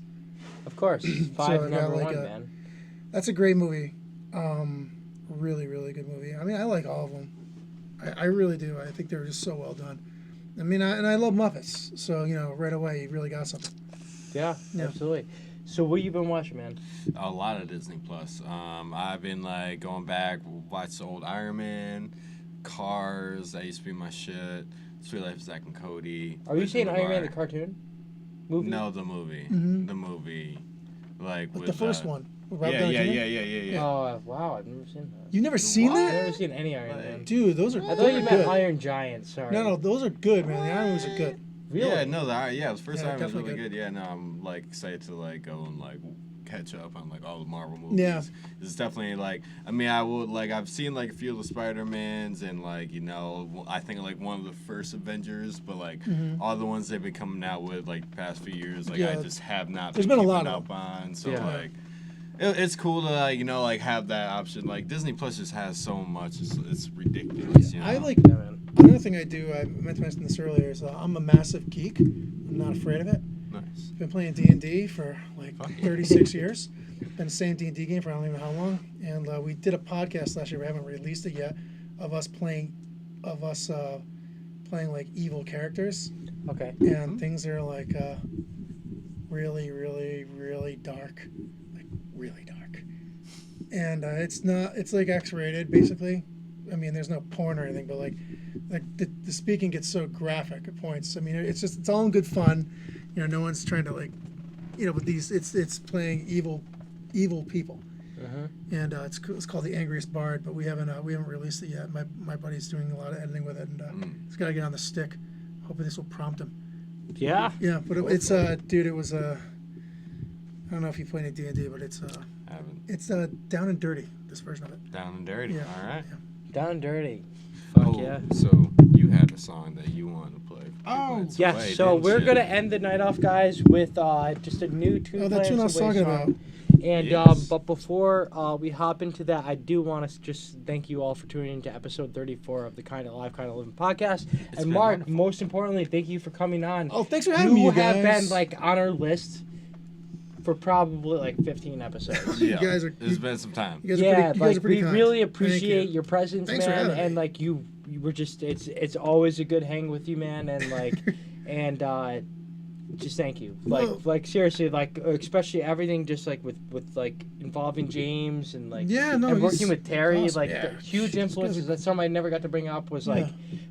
early when we started listening to jam bands like Capital's M. Yeah. Oh, they're That excellent. That was- one, it was that was huge. one of the Great first band. ones. Yeah, Secret and band. it was just and just to hear that those same familiar names are being tossed around in new perspectives Right. is awesome. But just let us know when you're ready Okay, to yeah, go. I'm ready to go. Here it comes. Okay, all right, pause it quick. All right, guys. So thank you for tuning in. This has been awesome. And Mark, thank you again. Oh, thanks again, you guys. Appreciate you having me. Really Absolutely. appreciate You Wonderful one. are Totally. welcome back anytime. it. Nice. man. I'll see you tomorrow night for dinner, though. I like free Yeah, meals. what's tomorrow? Tuesday? Fitzgerald's has 5-cent wings. Nice. Yeah, Nice. yeah. You Forgot know, about that. Yeah, absolutely. And but this has been the Mirth Films podcast. You can check us out mirth-films.com. All the latest alternative news, live music coverage, podcasts, original video content, merch, and much more. Thanks, everybody. Thank you. And Thanks. we are Kind of Live. Kind of living. This has been episode 34. Thank you for tuning in and enjoy You had You open arms. This is the by song I Two was talking Planets about. Away. Thank you, guys. Have a wonderful night. Have a wonderful night.